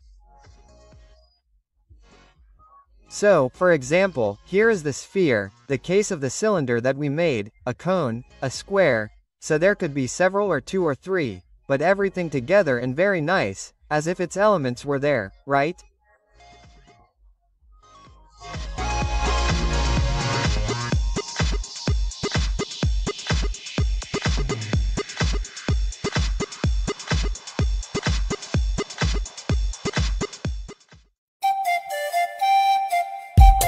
Muy bien, para hoy día voy a utilizar los lápices semigrasos o lápices secos también pueden ser. Entonces, aquí tengo no 3 lápices distintos. Es el mismo, solo que, por ejemplo, aquí este vendría a ser el lápiz completo porque está sin gastar. En cambio, estos dos están en un extensor de lápiz o también llamado apura lápiz. Fíjense, voy a sacar esta punta y fíjense cómo está ya el lápiz, así de pequeño. Entonces se puede aprovechar al máximo los lápices con esta herramienta del extensor o apura lápiz y podemos tener un mejor agarre sobre este lápiz para poder, como les decía, acercarnos hacia la punta, en medio o hasta el final. ¿Ya? Eso nos conviene bastante y vamos a poder iniciar desde el inicio o desde el principio hasta el final con un solo lápiz, el lápiz semigraso, ¿ya? Entonces comencemos, vamos a hacer una primera línea aquí como una línea vertical, ¿no? Ya saben, a mano alzada con un 10% de presión en el lápiz, no tan fuerte porque ya saben que solamente es una guía, y lo mismo de forma horizontal. Así de esta manera vamos a poder controlar mejor el espacio. ¿Ven? Ya está. 2 líneas, horizontal y vertical, para poder iniciar con nuestro trabajo. Luego, el paso siguiente es hacer los márgenes. Observando estos elementos como modelos, la composición, es decir, el espacio que tienen a su disposición, es de forma cuadrada, ¿ya? Podría ser en una cartulina vertical u horizontal, ¿no? Pero yo lo voy a hacer así de forma vertical para aprovechar el caso de la pantalla. El margen adecuado puede ser entre 2 o hasta 3 centímetros, ¿ya? Entonces marcamos una línea también por aquí y otra línea por acá. También en la parte superior y en la parte inferior. Mientras observamos esto, fíjense, por eso les decía que la ubicación de los elementos puede ser de forma cuadrada. Entonces, si lo hacemos la composición de forma cuadrada, entonces la línea superior se vería reducido hasta acá y en esta zona hasta acá. Entonces, en la parte superior e inferior nos va a sobrar algo de espacio, ¿no? Lo cual no es ningún problema. Lo que sí hay que centrar es en el costado derecho o izquierdo, porque allí sí va a haber mayor tensión, es decir, vamos a tener que ubicar los elementos hasta allí nada más, porque en la parte superior tenemos amplísimo espacio, igual en la parte inferior, ¿ya? Entonces, eso es lo más importante en la parte compositiva de los elementos. Entonces, teniendo ya ubicado esto, el paso siguiente vendría a ser el encaje también, ¿no? Entonces, observando, solamente hay dos elementos y para el objeto que está hacia atrás, que es como una botella delgada o un jarrón delgado, lo que vamos a hacer es encajarlo en una forma rectangular, ¿no? Hacia lo alto. Si nos damos cuenta, observando, este elemento no llega hasta la mitad de la composición, sino está un poquito más hacia la izquierda, ¿no? Entonces allí hacemos una línea para definir su posición. Cada vez las líneas serán más intensas, ahora ya aplicaré mayor fuerza y tendrá que estar más o menos a un 15% de presión en el lápiz. Sigue siendo bajo, pero hay que tener cuidado, ¿ya? Y hacemos otra línea al costado izquierdo, reservando un poquito de espacio. Yo lo voy a hacer por esta parte hasta acá. Entonces allí también hago una línea vertical paralela al borde de la cartulina. En la parte superior puede encajar donde ya hice la composición cuadrada, es decir, por aquí. En la parte inferior sí, al estar el elemento más cercano a nosotros en esta base, el caso de este jarroncito delgado tiene que estar un poquito más arriba. Entonces ya asomarse o pegarse al borde, no el objeto. Para eso sirve este margen que le hemos puesto, ¿no? Igual en el caso del jarro, se asomarán o se pegarán un poquito más. En el caso de unos detalles se pueden hacer algunas correcciones. Se va mejor el caso de la línea para que no llame la atención y no nos confunda. Bien, entonces ya lo tenemos, ¿no? Ya tenemos estos elementos y también vamos a hablar del ejercicio simétrico. Fíjense, la línea, por ejemplo, acá se hizo un ejercicio simétrico. Acá vemos una línea vertical y a ambos lados tiene que ser lo mismo, ¿no? Este objeto es parecido a estos objetos también que vemos. Entonces, para percibir bien eso, hay que siempre trazar un eje y compararlo, ¿ya? Entonces, ¿cómo vamos a hacer esto? Fíjense, tenemos ya nuestro trabajo, ¿verdad? Vamos a borrar una forma rectangular, pero un poco más ancha, ¿no? Para realizar estos elementos simétricos, vamos a tratar... en esta forma, es decir, de arriba hasta abajo, podemos conseguir la mitad, ¿sí? Proporcionándolo la mitad. Y podemos observar que la boquilla hacia arriba viene a ser no del tamaño hasta la mitad, sino algo pequeño, no exactamente una cuarta parte, sino un poquito más. Entonces voy a definir esa zona. Entonces esta zona vendría a ser para la parte de la boquilla o su tapa, como quien dice, ¿no? La parte de donde se podrían poner las flores en este pequeño jarro. Después en la base notamos también que hay una parte delgada por acá y luego empieza la forma en sí del elemento. Ahora, en el caso de ambos lados igual. Y hasta abajo podemos ir por acá, hacer lo mismo, ambos lados, y generar esta parte delgada un poquito más hacia abajo. Entonces, más o menos tenemos una forma parecida a nuestro ejemplo, pero no tiene volumen, está plano, o sea, es como una forma plana. Vemos en su base geométrica, para que le demos tridimensionalidad, el caso de la forma de un cilindro. Como ya hemos explicado, esta parte superior se ve bastante aplastado en la forma ovalada o circular de la boquilla, por el aspecto de la perspectiva, ¿no? Está casi a la altura de nuestros ojos y hacia la altura de la línea de horizonte. Entonces haremos una forma de un hélice, pero un tanto achatado, aplastado, aunque yo lo estoy dibujando un poco más ancho como para que se... Pero en la referencia fotográfica está bastante delgado, ¿no? Podemos hacerlo así, bastante delgado, pero un poquito más para que se note mejor el volumen. En esta zona, aquí en el cuello, también puede ir esa forma. ¿Para qué? Para que le dé mayor volumen. Es decir, vamos a borrar luego esta línea y la línea recta, quedando solamente la forma de la base aquí, como más redonda, dándole mayor volumen. Entonces, toda la forma de este jarrón va a tener esa base, como si fuese un cilindro realmente, ¿ven? Hacia abajo lo mismo. Si borramos esta línea recta, estas de acá, y sobre estas ponemos una forma elipsada como cilindros, va a notarse mejor el que abajo en su base también. Entonces ya tenemos la base. Aquí se parece un tanto a un balón de gas de los grandes, ¿no? Allí a ambos lados la forma muy similar. Este es un dibujo. Cada vez vamos perfeccionando y acentuando las formas. ¿Qué otros elementos tiene o detalles? Estas formas un poco minimalistas, como el caso de estas esferas a este tamaño, pues en asas, ¿no? Y del otro lado por aquí, tratando de que sean similares, o sea, del mismo. Correcto, ya lo tenemos, ya hemos representado este elemento. Entonces siempre hay que ver constantemente la altura, o sea, tiene que ser igual del lado izquierdo y del lado derecho. Hay que percibir así las formas simétricas.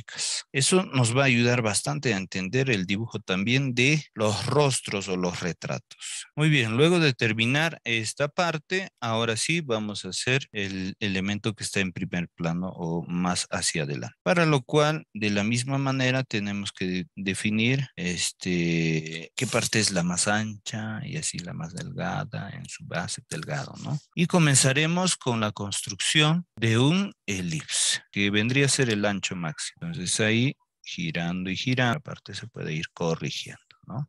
Me parece que es un poquito más ancho. Entonces le voy haciendo más ancho. Es más redondo. Esta línea viene por acá y se ve más ancho, pues eso mismo del otro lado se puede ir corrigiendo constante. Y borramos estas líneas y ya queda mejor. Aquí también hay formas elizadas propias de los cilindros o conos. Pues aquí hago esto y después la línea continua que va hacia la base, que ya estaba desarrollada. Ahora en la base también hago un elipse y esta línea sí me va a ayudar a poder representar lo que vemos en pantalla, la parte de la base. Girando y girando siempre nos va a salir como una forma cilíndrica, ¿no?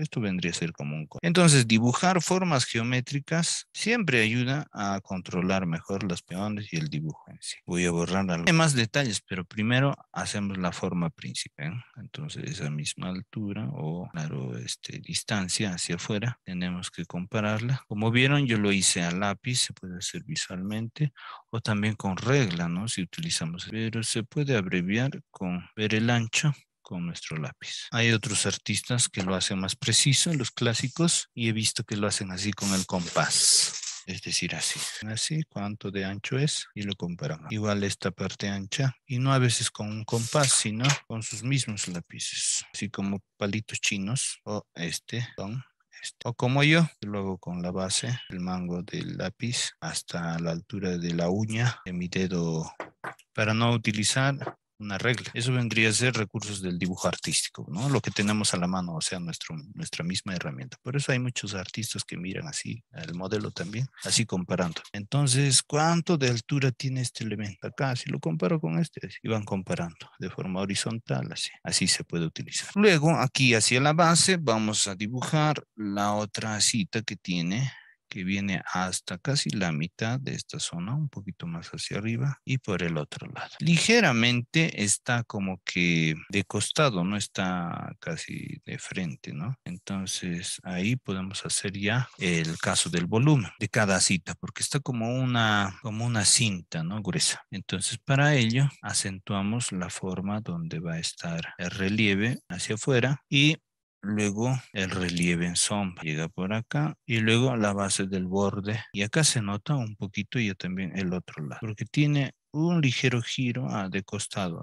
Por esta parte aunque no se note, también lo tiene. Luego en su base, esta parte yo lo practicaba desde niño haciendo las letras, ¿no? Haciendo las letras, por ejemplo, así, si hacemos la E, ¿cómo hacemos su relieve? Ahí. Entonces, se le hace de este lado. Así, tiene como un relieve. Muy bien, luego la parte inferior, que viene por acá, se extiende hacia abajo y luego el ancho. Y inclusive el otro lado que se... Luego por este lado. Y su relieve. Es tridimensionalidad, como estas elipses, líneas que parecen como transparencias o ramos, líneas de altura, líneas de repente que son como bocetos, pero no son las que vamos a resaltar, que hemos corregido.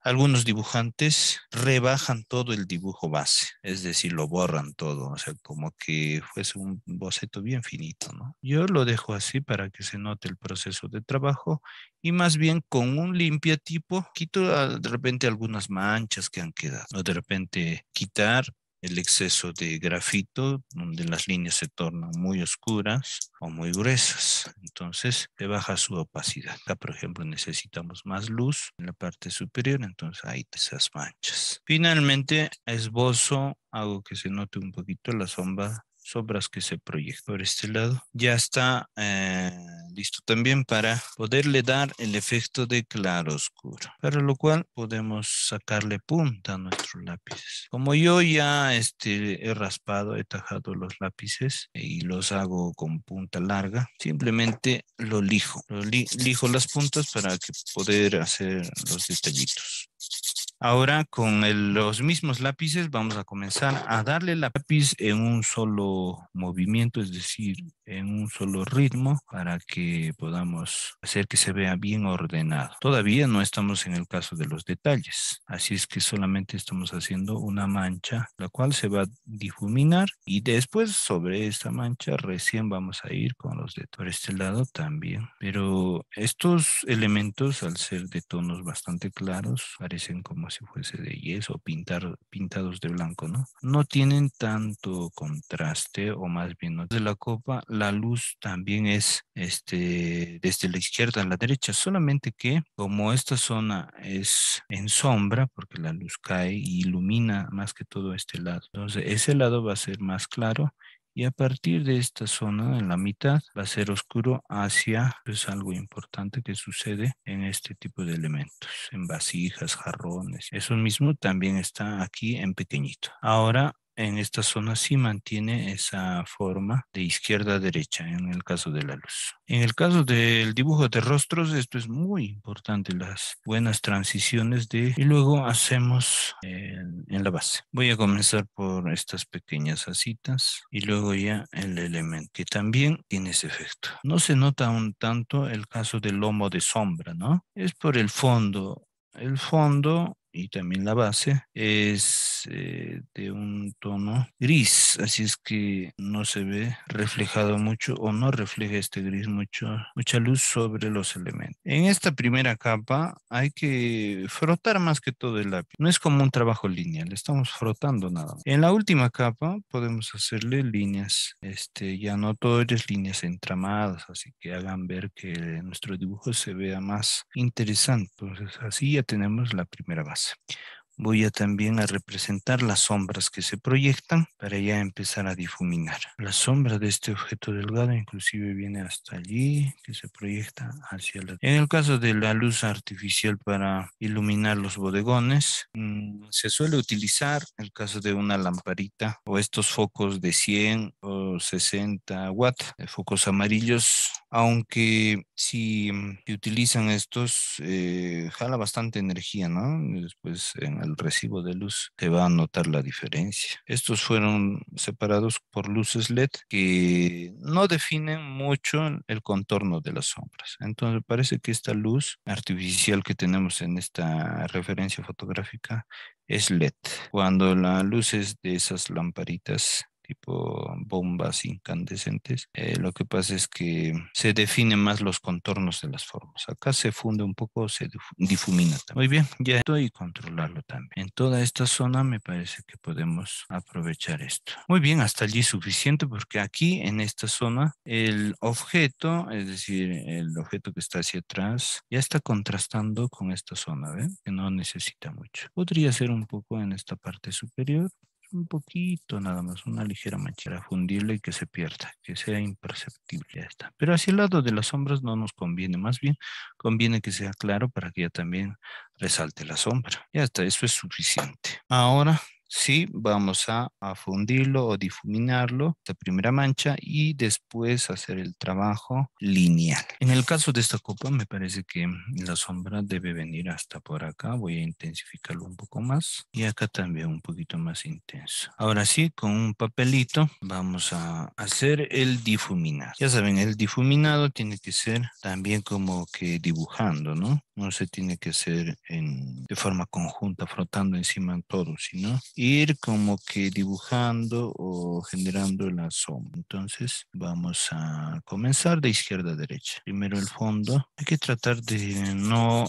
manchar las luces, aunque si pasa, hay que sacarle nuevamente las luces con un borrador o limpiar. Muy bien, ya está. Ahora el mismo elemento. Al momento de fundirlo, como que se desdibuja un poco. Por eso es importante mantener el caso del dibujo, ¿no? Y constantemente girar para que no se vaya a manchar todo, sino generar el efecto de claroscuro. Algunos inclusive utilizan pinceles con técnicas más sueltas, es decir, con pigmentos o con carboncillo hasta en polvo. Algunos utilizan espátulas, pero recubiertas de goma y de tela de algodón. Es decir, como si fuese uno de estos, ¿sí? Como si fuese un poquito en forma de una espátula. Un nuevo papelito porque el otro se ha manchado ya mucho y aquí también volvemos a... Hay lápices como en este caso que se manchan más, ¿no? Es decir, llegan a manchar más, a hacerles cubrir parte de la superficie de la cartulina y le quita bastante la textura. El grafito de la mina del lápiz penetra hasta los poros de la cartulina, por eso se funde muy bien. Muy bien, ya tenemos una buena base para trabajar. Ya falta solamente un borrador. El borrador quita más los brillos. Acá también hay un poquito más de brillo. Y ahora utilizar un borrador.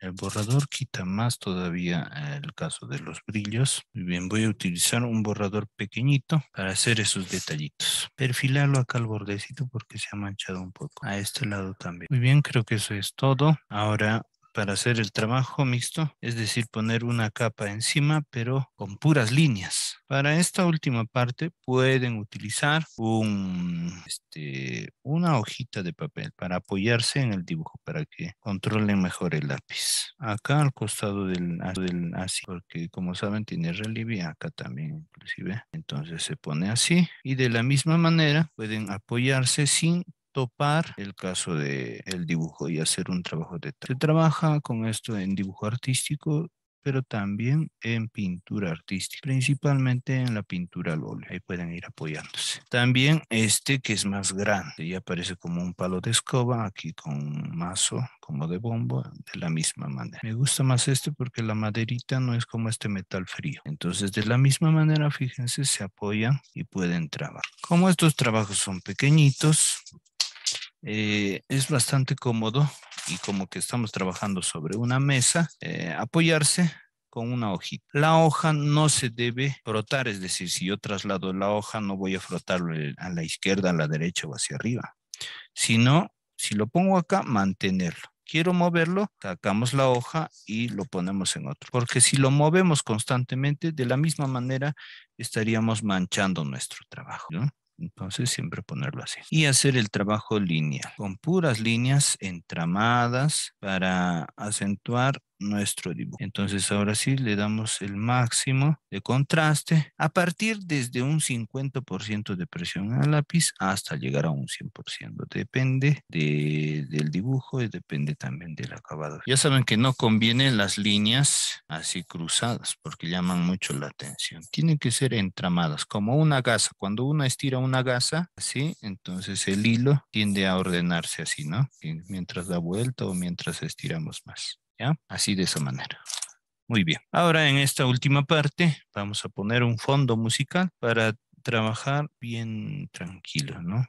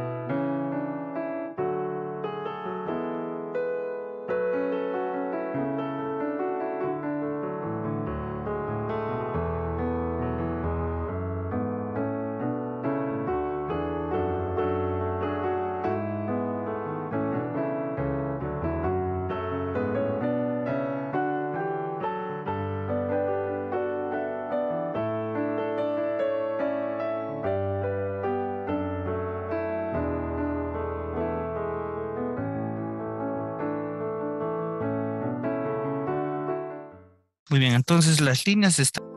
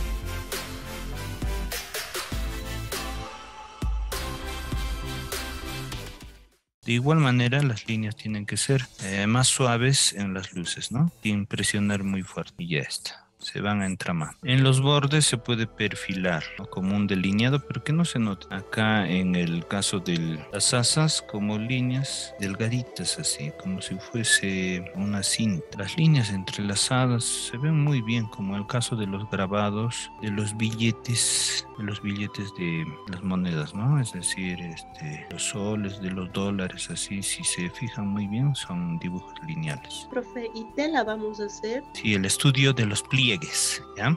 Cómo se forman los pliegues de las telas, eso es muy interesante de representar. Para eso es muy bueno estas prácticas porque entendemos cómo funciona la sombra. Y lo que caracteriza a las telas es el caso de el lomo de sombra, de las caídas de los pliegues. Y también se puede resumir, es decir, representar todas las arruguitas, todos los pliegues, sino resumir y también con líneas ordenadas. Listo, ya lo tenemos. Una ligera sombra que se proyecta de esta cita y el contorno de esta. Para el caso de la sombra que se proyecta sobre la superficie de la mesa, vamos a hacerlo también con líneas horizontales. Acá también hay una ligera sombrita, puedo fundir un poco. Entonces, como verán, se puede representar el trabajo de forma lineal también. Una mixta funciona muy bien. Líneas horizontales para la sombra de la mesa. Estos trazos, por ejemplo, que están del difuminado sueltos, funcionan muy bien. Y si hay manchas, por ejemplo, por acá, que se ve un poco desordenado, las quitamos un poquito, que se vea en una atmósfera, inclusive con trazos rectos así. Y listo. Ahora vamos a ver qué tal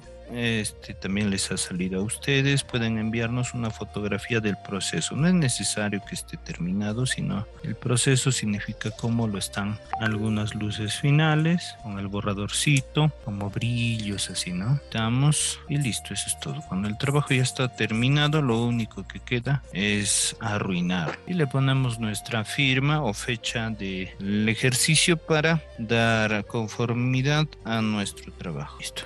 Y como les he indicado, podemos hacer que nuestro trabajo esté más conservado con laca de dibujo o laca de cabello, porque con estos lápices como carboncillos un poco más blandos, lo que pasa es que se puede manchar. Si yo paso la mano encima, se podría manchar y arruinar nuestro trabajito, ¿no? Entonces, lo que voy a hacer es ponerle laca de dibujo. Hay en diferentes marcas. Este es en Windsor, este es en Pebeo, y también utilizo a veces este barato que es laca de cabello. Cuando se utiliza esta laca de cabello, se debe utilizar más para que pueda fijar el dibujo. Estos fijan mejor, pero hay un detalle, que cuando terminan el trabajo y fijan, ya no se puede hacer correcciones, nada. En cambio, con este sí he visto que dibujas, lo cubres de laca, varias capas, y sigues dibujando encima. Entonces, cualquiera de estas lacas pueden funcionar. Ya saben, con laca de cabello varias capas. 5, 6 de repente, pero con estas puede ser 3. No se llega a mojar o a cubrir por completo la cartulina, sino como que una capita finita pulverizada. Miren cómo lo voy a poner.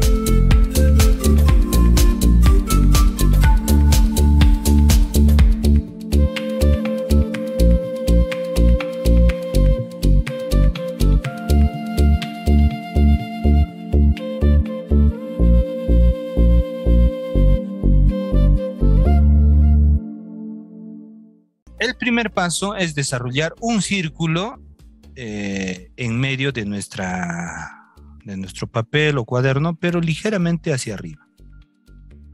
Lo centramos acá, ligeramente hacia arriba, para que el rostro salga bien dibujado. Y hacemos un círculo bastante grande, ¿ya?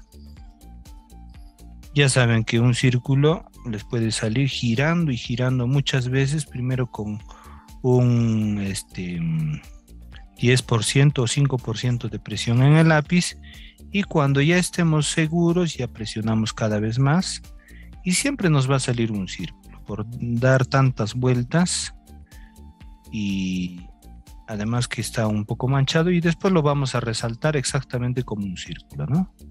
Fíjense, ahí tenemos un círculo bastante grande.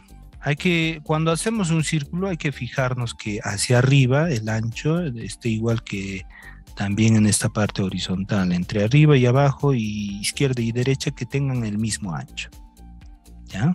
Y como hemos dado vueltas muchas veces, hay varias líneas que son las que nos van a ayudar a hacer nuestro círculo, ¿no? Entonces, con el lápiz, ya un poco más presionando, vamos a configurar el círculo, ¿no? Si ustedes se dan cuenta, el círculo por este lado, en este caso que he dibujado, está muy bien, pero aquí en esta parte se ha achatado, así es que ya tengo que abultarlo, modelarlo más, sacarle más volumen acá, por este lado. Pero todo lo demás ya está configurado, es decir, ya se ve bien. Entonces por este lado trataré de que se vea más ancho, y los demás lados se ven muy bien ya. Entonces voy ahí presionando el lápiz y haciendo que se vea el círculo. En esta parte sí se pueden demorar haciendo un buen círculo. Depende del círculo que hagan, es la forma también del rostro que van a dibujar. En esa parte entonces sí podemos demorarnos mucho, porque es la base fundamental de nuestro dibujo, ¿no? Allí. Muy bien, ya salió el círculo y solamente que quede el círculo que hemos resaltado.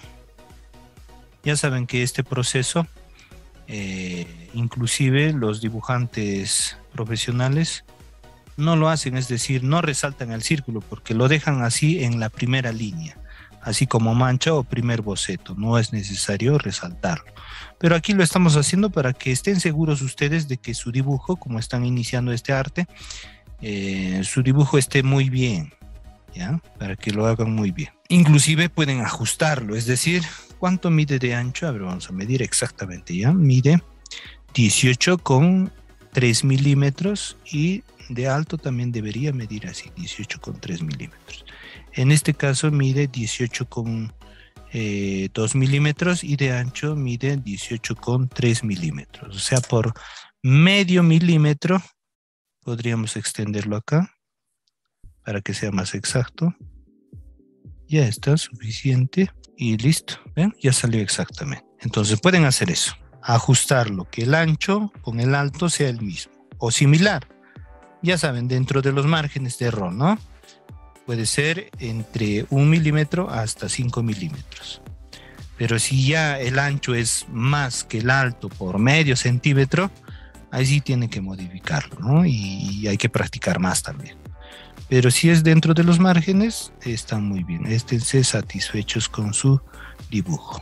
Muy bien, ese sería el primer paso. Conseguir un círculo mediano o grande en su soporte, ¿ya? Lo más circular posible, a mano alzada. Muy bien, mientras van terminando, voy poniendo un modelo para poderlo dibujar. El paso siguiente es hacer una línea intermedia, ¿no? Una línea que divida este círculo en dos. Así, de arriba hasta abajo.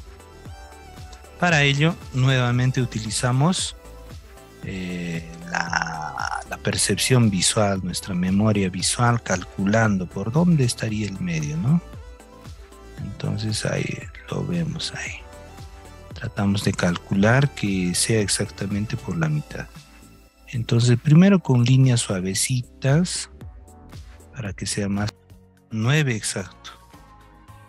Entonces por 4 milímetros ligeramente esto está más grande y esto está más pequeño. Pero está dentro de los márgenes, ¿verdad? No hay ningún problema. Correcto, no hay ningún problema. Entonces lo hacemos allí. Si estuviese por más de medio centímetro, ahí sí. Tendríamos que borrar la línea y hacerla nuevamente, ¿no? Pero si está dentro de los márgenes, no hay ningún problema. Listo. Una línea horizontal por ese lado. Muy bien, siguiente paso. El siguiente paso es desde esta parte media que hicimos hasta esta zona. Es 3 y 2, 3, 2 y 9. Entonces ligeramente este está más grande, lo voy a poner más arriba y este un poquito más arriba, ya está. Ahora está mucho mejor y esta parte le voy a poner aquí en la parte superior. Es decir, una línea igual que hicimos en la parte superior. Así. Muy bien, salió una línea que divide en la parte superior, una línea que divide en la parte inferior. En total salieron 3 líneas horizontales dentro del círculo que hicimos al inicio. Con la ayuda de un lapicito van a hacer lo siguiente, o sea, de su propio lápiz o de otro lápiz, van a medir cuánto ha salido esas dos partes de acá. Como hemos hecho las divisiones, tienen que ser similares o iguales. Entonces pongo mi lápiz y pongo hasta ahí los dedos, el índice y el pulgar, y mido, es este tamaño. ¿Ven? Es 1, 2, 3, 4, 5, 6 y 7. ¿Se dan cuenta? Obedece a esa proporción, las medidas. Muy bien. Todavía no le hemos dibujado la mandíbula, solamente estamos ubicando las proporciones, ¿no? Para que entiendan mucho mejor esto, les voy a mandar un esquema al grupo de WhatsApp, que es el modelo que utiliza Andrew Loomis para todos sus dibujos de construcción. Muy bien, aquí se los acabo de mandar. Es una figura en 3D. Entonces, si se fijan, es una pelota dividida así en 1, 2, 3 y medio por un círculo.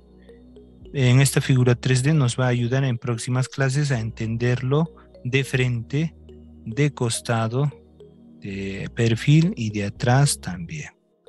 Porque este es el modelo de Andrew Loomis para hacer su estructura. A partir de esa estructura ponemos los rasgos faciales sobre esta figura, es decir, sobre lo que vamos a dibujar. Muy bien, para terminar este rostro, o sea, la estructura, lo que vamos a hacer es lo siguiente. Desde estos puntos, o sea, los bordes, es lo que les mostré que se cortaba en una esfera a los costados. Se corta, ¿no? Así de esta manera. Se corta. Desde aquí hasta aquí se corta. Y de este lado también. Hasta aquí. Hasta aquí. Borrando esta zona de los costados para que se vea ya la forma de la cara o de la cabeza, ¿no? Es la construcción de la cabeza. ¿Se dan cuenta? Entonces ya tenemos la parte estructural de la cabeza y ya sabemos dónde construir luego los rasgos faciales, es decir, propiamente el retrato. Y lo mejor que lo hemos hecho a mano alzada. ¿Ven? Así de esa manera. Esa sería la estructura para lo que viene a ser el caso de la cabeza. La construcción de la cabeza. El paso siguiente ya es, de acuerdo a lo que hemos aprendido, distribuir los rasgos faciales. Por ejemplo, acá un ojo, en medio otro ojo, aquí otro ojo y más o menos una distancia también de un ojo hasta que llegue a las orejas, ¿no? Entonces, si hemos percibido esto la anterior vez, nos damos cuenta que la oreja, es decir, desde este lado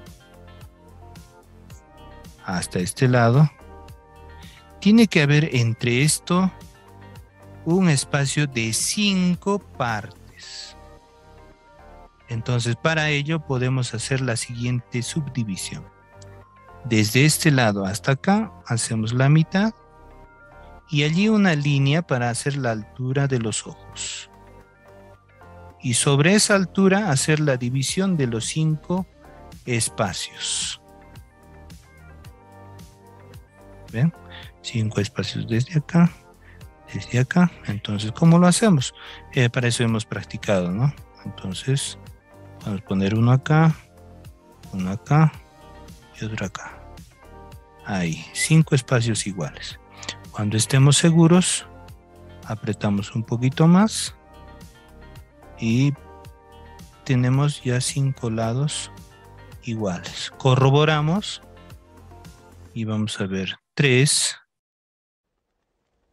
y 2, 3 y medio, 3 y 4, 3. Quiere decir que dentro de los márgenes de error está muy bien. Vamos a ver al medio cuánto salió, 3 y medio, bastante espacio, está bien. Los ojos acá 3 y 4, 3 y 2, 3 y 2, está bien. Porque dentro del dibujo podemos hacer algunos ajustes inclusive, ¿no?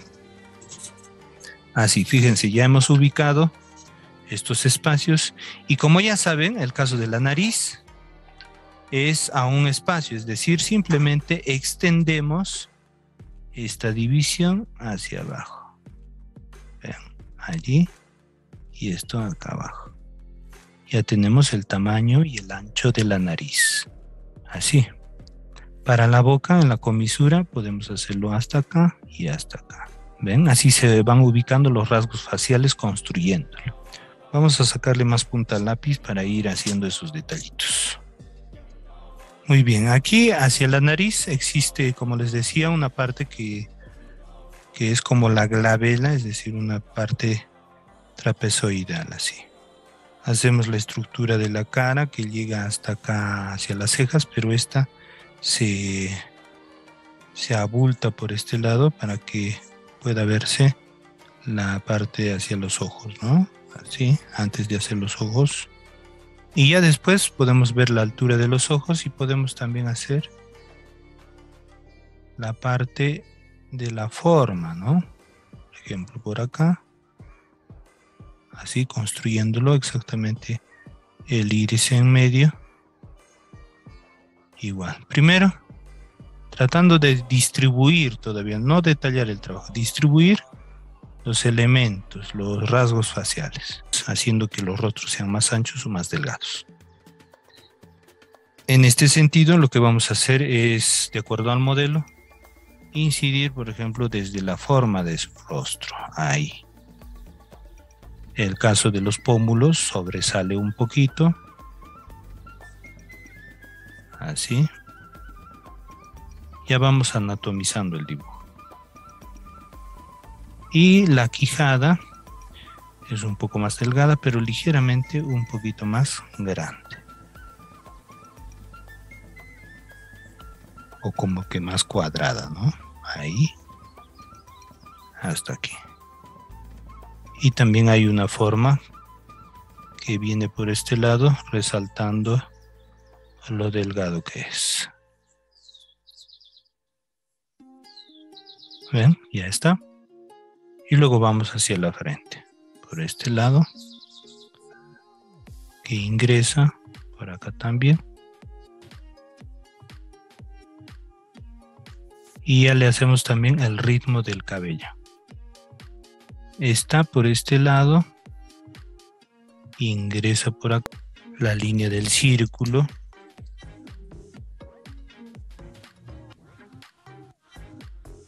Por eso les decía que estas líneas deben ser bien suaves y los dibujantes profesionales lo hacen bien suave y con esbozos finitos que después ni siquiera es necesario borrar porque ni se notan, forman parte del efecto de luz y de sombra. Se juntan todas las líneas y se pierden. Pero nosotros lo hemos resaltado para que se den cuenta dónde están, ¿no? Y que sepan construirlo después. Con este método va a ser muy fácil que puedan enfrentarse a dibujar rostros proporcionados, pero sin necesidad de utilizar una retícula con regla, pero sí aprovechando sus proporciones o lo que ya conocen en un rostro proporcionado. Muy bien, una vez borrado todo, ahora sí, vamos a empezar a hacer cada particularidad de sus rasgos faciales, de su expresión y del efecto de luz y de sombra también. Luego viene una mancha que se le debe hacer y luego resaltar el efecto de claro-oscuro, ¿no? Entonces ahora sí, con el lápiz a un 30% o 40% de presión, vamos viendo cada detalle de los rasgos faciales. Muy bien, entonces podemos comenzar, por ejemplo, en el caso de los ojos, resaltando la pupila, reservando luces para los reflejos, todo ya de un 30% hasta un 50% de presión. La parte de las pestañas, el plieguecito en la parte superior, el pliegue del párpado superior, señalando ya dónde están las pestañas.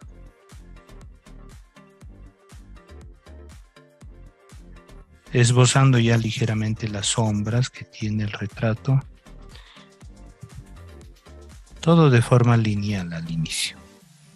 Ya saben que en esta parte está el lacrimal, que no es como una comisura como esta externa. Se ve algo de relieve del párpado inferior. Todo ya se bloquea en una sombra porque este retrato es de un costado lateral su sombra. Y también en el caso de la nariz. Entonces con el lápiz yo estoy trabajando a un 30-40% de presión, controlándolo. De igual manera el otro ojo. A la hora de dibujar hay que mantener esas proporciones, ¿no? Ajustar si es necesario más grande, más pequeño. También logrando ver el caso del modelo, ¿no? Si tenemos un modelo, tratar de que sea similar a sus rasgos faciales. Ligeramente en este rostro, la nariz es un poco anchito, hay que ver también eso. Porque cada rostro es distinto, ¿no?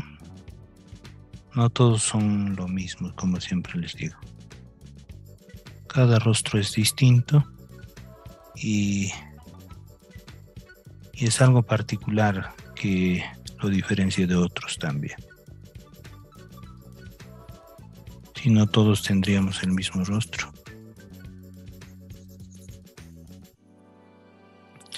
En el caso de la caricatura es donde se resalta esto, ¿no?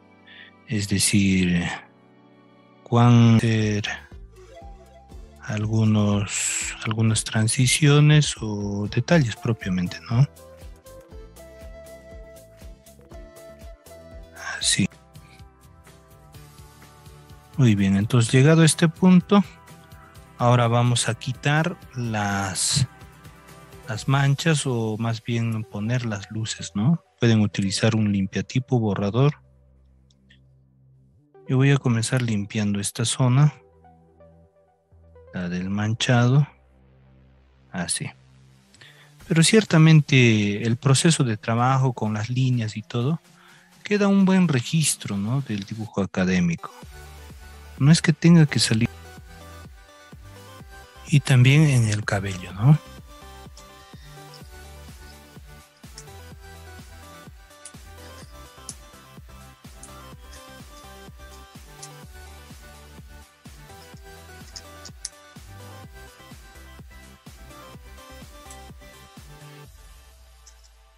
En el cabello hay unas texturas así.